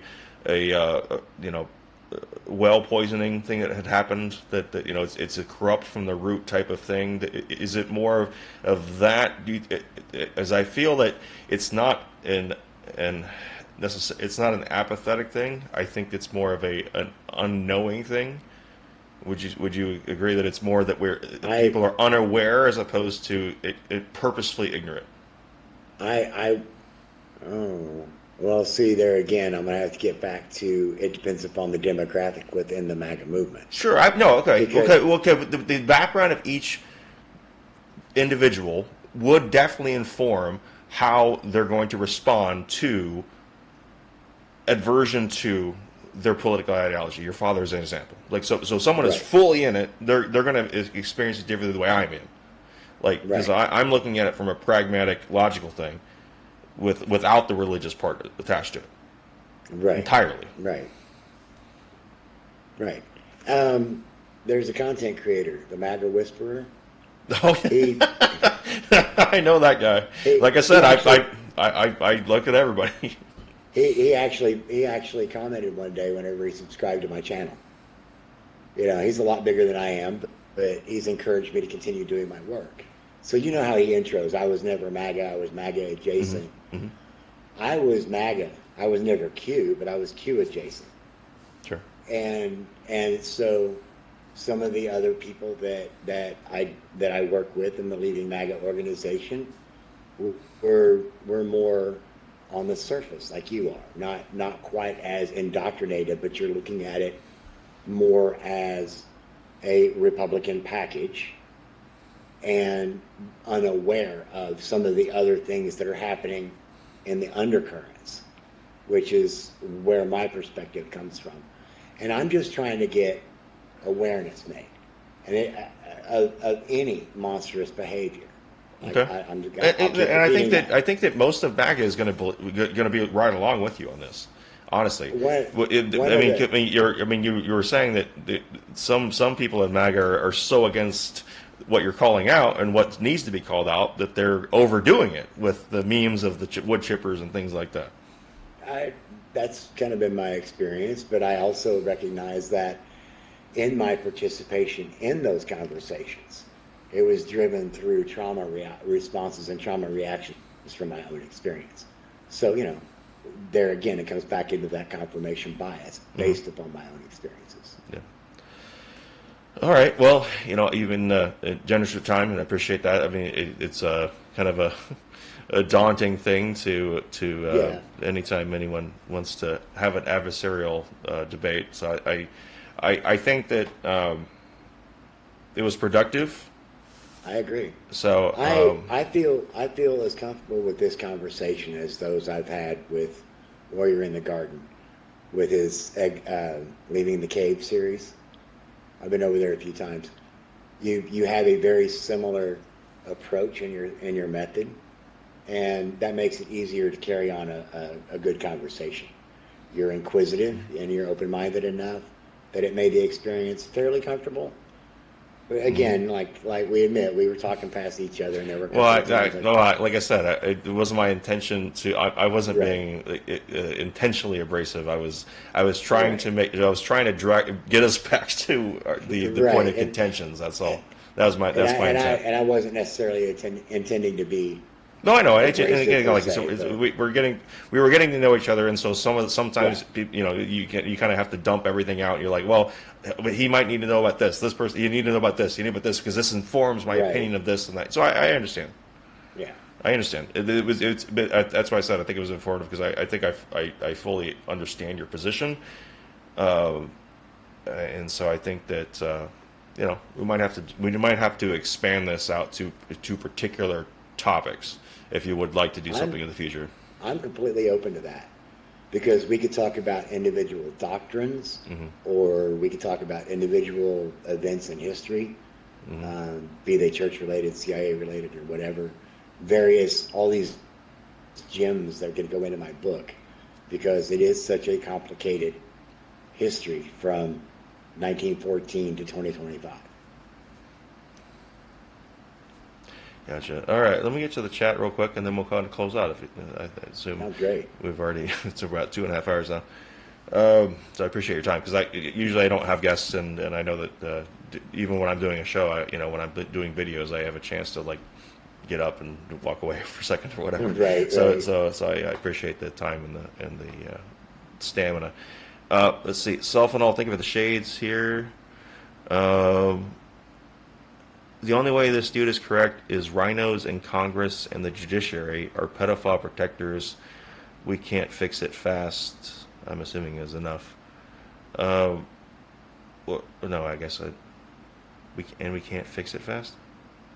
I probably can't fix it fast enough. I tend to agree with that. It's ugly. Well, yeah, we do have a term limit issue. I think your term limits, and it doesn't matter what it is. Time plus politician equals corruption every single time. Exactly. In all cases. Exactly. So that's a universal truth type of thing. Yes.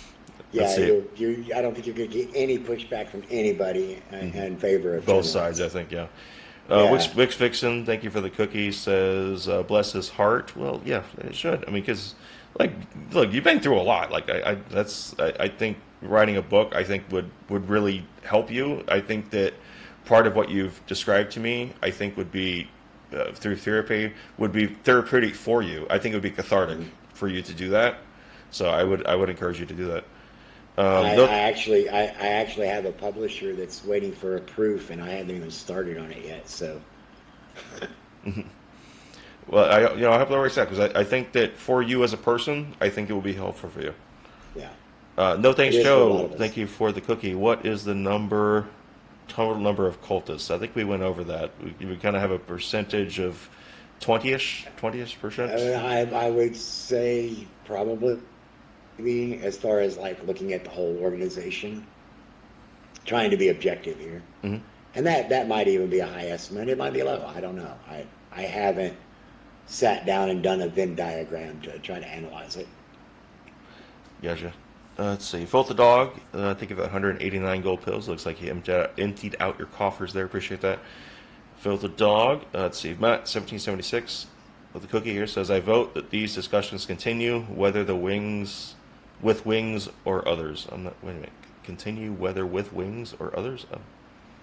Calling me wings, Oh, okay. wing nut. Oh, gotcha. Yeah, wing nut. Government issue crazy airman. Yes, I have the paperwork. Yeah,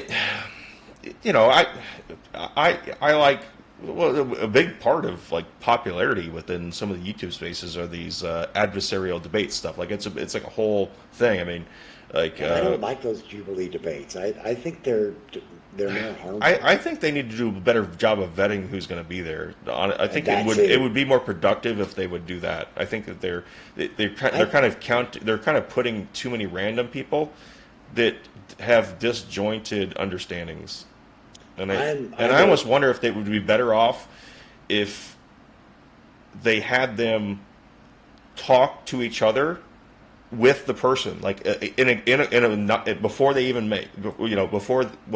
because they kind of say, "Oh, we met right when I get rushed to the center of the circle, right? They rush to the table. They're nice to meet you." Like I feel like as if they had a social event or something, well, let's have a happy hour before we do that or whatever. Just like is some sort of an interaction. They would of talking through things. They would get past that initial 2-3 minutes of awkwardness of them talking past each other before they actually got to the point of what or where the contention was. So, I don't know. I guess that's the showrunner, editor in my head of how they could do it better. But Pierce Morgan he's making a whole big comeback based upon his bringing on contentious guests. So it seems to be a thing. So that was a Met 1776. Yeah. I mean, discuss. We should always have discussions because as soon as communication breaks down, history usually is an indicator that the kinetic stuff starts, and that's a problem. Well, there's reasons why my girlfriend and I have been together for 2 years and have not had one argument. It's because we have open communication, and we have an understanding of psychology. So if I tell her, look, I'm in a weird mind space today. I don't understand what's going on, but I saw this story and that story, and I'm having problems balancing it. And she'll be more empathetic for me until I, get my head wrapped around it and get the situation resolved, which may take an hour, it might take half hour, it might take all day, depending on the mental response. And on the same note, when she's having a particularly challenging day, I'm there to support her. So we have very open communication about everything. So yes, communication is key. That's the one thing that I will agree with L. Ron Hubbard on. One thing and one thing only. Communication is the ultimate solvent. No, yeah. Everything after that, everything else, L. Ron Hubbard and Scientology, that's all junk. But I'll give him credit for having that one detail right. Well, yeah, I never any particular nugget or whatever of insight someone might have, if it's touching upon that universal truth, like it's inherent type of thing. It's like, it can be a broken clock situation. It's, so as we close out, just want to remind everyone thank you, Jerry, so much for our discussion. This started with, I guess you were critiquing a video that I had put out with Mark about a week or a half ago, and there was some about criticism of the Leaving MAGA organization in particular. I think now I have a more of an understanding of where you have this group, where in the advocacy for it, the reason for it, as far as the catharsis for people in their own experience, or wanting to, or felt as if they needed to exit something that was controlling in their life, that was causing mental harm for them. Like they were either engaged too much in it, but overall it appears to be that most of what you're more than just that. In Rich's story, the founder, he was actually neglecting his children and spending money that he should have been spending on his business, on his MAGA endeavors. And so now he is actively taking measures to try to make things better with his kids and with his wife and his family as a whole. So that's his journey. Every one of us over there has our own journey. We all have our own story, and we have our own course correction that we're doing. Where we all agree is we were in a cult, and we are no longer in a cult. And we are here to support each other, but you can still go do your own thing. All right. Well, thank you so much. Thanks for having me. We can talk behind the scenes if you'd like. And I appreciate the time, and I appreciate the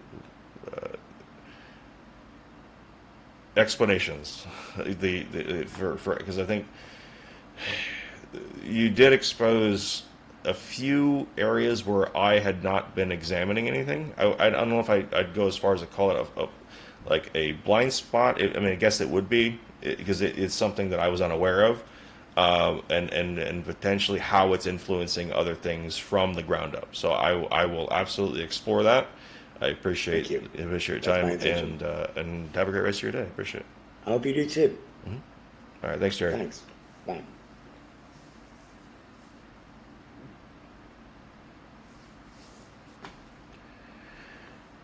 All right, everybody.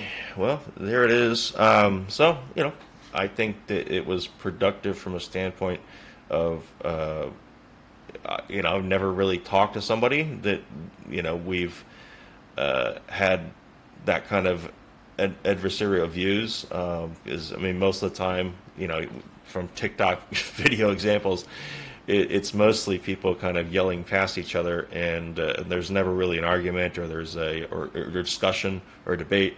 It tends to go completely derogatory almost immediately. And so my intention here was to provide a discussion, not only for of something we haven't seen or haven't done on this show before, and that I wanted to provide a different take on something, just something completely different. This is, like I said, we haven't really done this before, but I think that overall it was productive. I have a better understanding of the mindset of the willing, or the what we've seen as this trend that has been put out. We've seen it mostly by leftists, but I guess Leaving MAGA is their organization is saying that they're not necessarily politically affiliated. They're not trying to push for Democrat stuff. That's again according to their explanation. But let's see, and it shows just how much personal experience informs a lot of stuff with.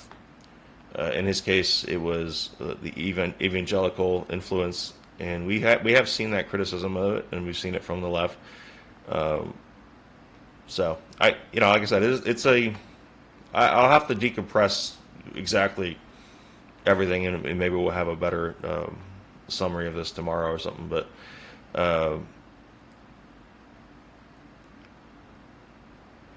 it's something I've been wanting to do. I've been wanting to essentially have a debate on this, but I think that if we can get to more specific topics in this type of venue next time, even if it's not with Jerry specifically, I think we would try to invite other people on. I think that there's a big misunderstanding, and I don't know how much it would be productive as far as the results that would come from it, but other than to yeah, I don't know. Anyway, I'm just kind of rambling at this point. Let's see. I don't think it came through there.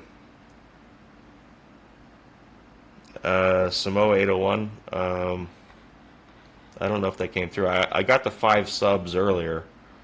We have that, but I don't know if just type it to the regular chat what you put, and then I'll read it. But I don't know why I'm only showing back up to. I think some of it went off the screen. I don't know. I don't think I refreshed this one, but let me check the other browser.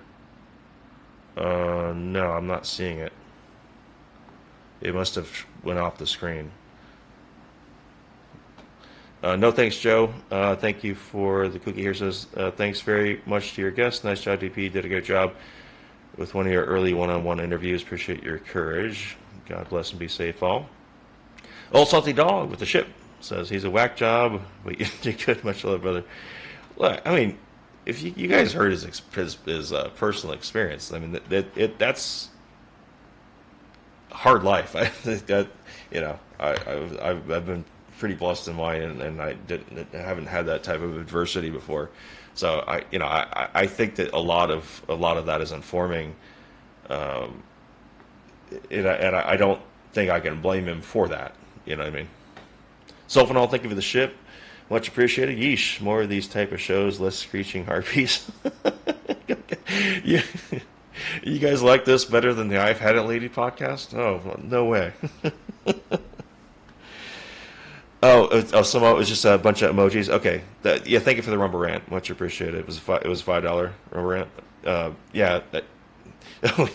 got another one. Thank you, Samoa 801. Thank you for the $10 Rumble Rant there. We got the bacon and beer, 100% arms up emojis. All right.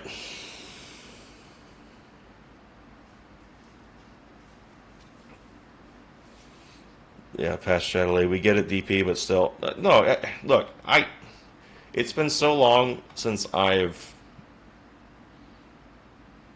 really had a conversation with somebody on the entire opposite, seemingly entirely opposite spectrum. And I think that cordial conversation and debate is something it's a lost thing. I think people tend to write people off too much. And I want to be an example of and push for that debate is necessary. So, Paschal, you handled it like a champ, friend. Good job. Yeah, it was like I said, it was interesting. I think that ultimately, from my own understanding of the mindset of how people are, because we've seen this before. We showed this with Mark. Before, where we had we didn't really get into any video stuff. So fortunately, I have a whole show already in the can. Who knows? We might even do something later tonight. I don't even know. I'm so happy that I didn't actually break my wrist last night that I might do a late night stream. We'll see, because I do have a whole thing, and I didn't want to. I don't think it'll cannibalize anything for tomorrow, because it was supposed to be for today's show. So we might do something later. But I wanted to get to showing you guys, or I wanted to show you guys. So part of the way this whole discussion kind of came up, or the leaving MAGA thing with myself and Mark, was with was with this. He was finding videos on TikTok where people were taking things literally out of context. And if you guys remember, you saw this lady. One video, she's from North Carolina. Another video, she's from Tennessee. Another video, she's from Missouri. It's like, and she'd pull up different accents depending on what state she's supposedly from, saying that she regret voting for Trump. And again, these videos are from a year ago. These videos are from February of 2025. And so, you're like 12, 2 weeks later. I'm sorry, 12 days or 2 weeks later after the inauguration, you're making regret videos. Like, it didn't seem organic. And at the time it wasn't, because you didn't have anything to do with any sort of disagreement with Epstein files fallout. You didn't have anything to do with Iran. You didn't have any of that stuff that was the contention that that you could argue could be legitimate grievance against the administration. And there is legitimate grievance against the administration. There's the things that we would like to see happen sooner. There's, so there's that part of it. Again, they're tapping into a sentiment, which is something that's a very, very real thing. The same way that the inflation and the affordability was a 2024 issue, it's still a valid issue. There's things that need to occur. However, I think the things that Trump is doing, as far as with Scott Bessent and others with the trade, with you kind of making this the our hemisphere stuff with the military action. I think that I hope that that's what's going to be the case, is that it's a long-term, not fix per se, but a push for our own in-house here in America. Like, that it's not the Marjorie Taylor Greene, oh, it's America first. Yeah, no, it is America first. I think that sentiment is something. I know it predates Trump by at least a decade, as far as political aspirations and his running in 2016. Let's see. Oh, I definitely need to release the scratch offs for you guys, and then I will, I guess, release you guys into your own recognizance. Was Scott not streaming today? All right, you guys can vote in the chat who you guys want to raid over there on Pilled. All right. Oh, Stuck in New York was hanging out earlier. We'll raid Stuck in New York. Thank you to Dow76, extremely generous. This is the first one I've gotten. I appreciate that generosity. $100 Rumble Rant, that was great. Thank you. And I hope it's extremely different than what we normally do here. We're normally running videos, we're commenting, we're being snarky, and again, I was trying to be respectful, because I wanted to have an honest dialogue, and I wanted to make sure I understood someone else's point of view. And I think that if we can understand that, then we can have a better way to have communication. And of course, everyone's going to have an agenda. Everyone has their own point of view in that way. And so I think that if we can, but I look more as a pragmatic argument as opposed to a persuasive argument. Like, I'm not trying to get someone to do anything that they don't want to do. In part, I think of what his issue is it seemed to be coercive, which I'm not seeing where things were coercive. And I think at the end, we did agree that it was his being provocative as opposed to an actual critique of a broad swath of a broad painting with a broad brush of a label. And so, anyway, thank you, Dow, much appreciated. Thanks again to Samoa. Thank you for the subs. That's all I got, guys. We'll be back for sure tomorrow at 3 p.m. Eastern. So that'll be Thursday's show, and we might do something later tonight. We'll see. but I appreciate you guys and the patience for a different type of show. So hopefully you guys are okay with that from time to time. All right. Thanks, guys. Have a great rest of your afternoon and evening, and I will catch you guys either later tonight or tomorrow for sure, 3 p.m. Eastern. Thank you guys so much. And thanks again to Jerry for coming on, and I think we had being a good sport. Appreciate that. All right. Bye, guys.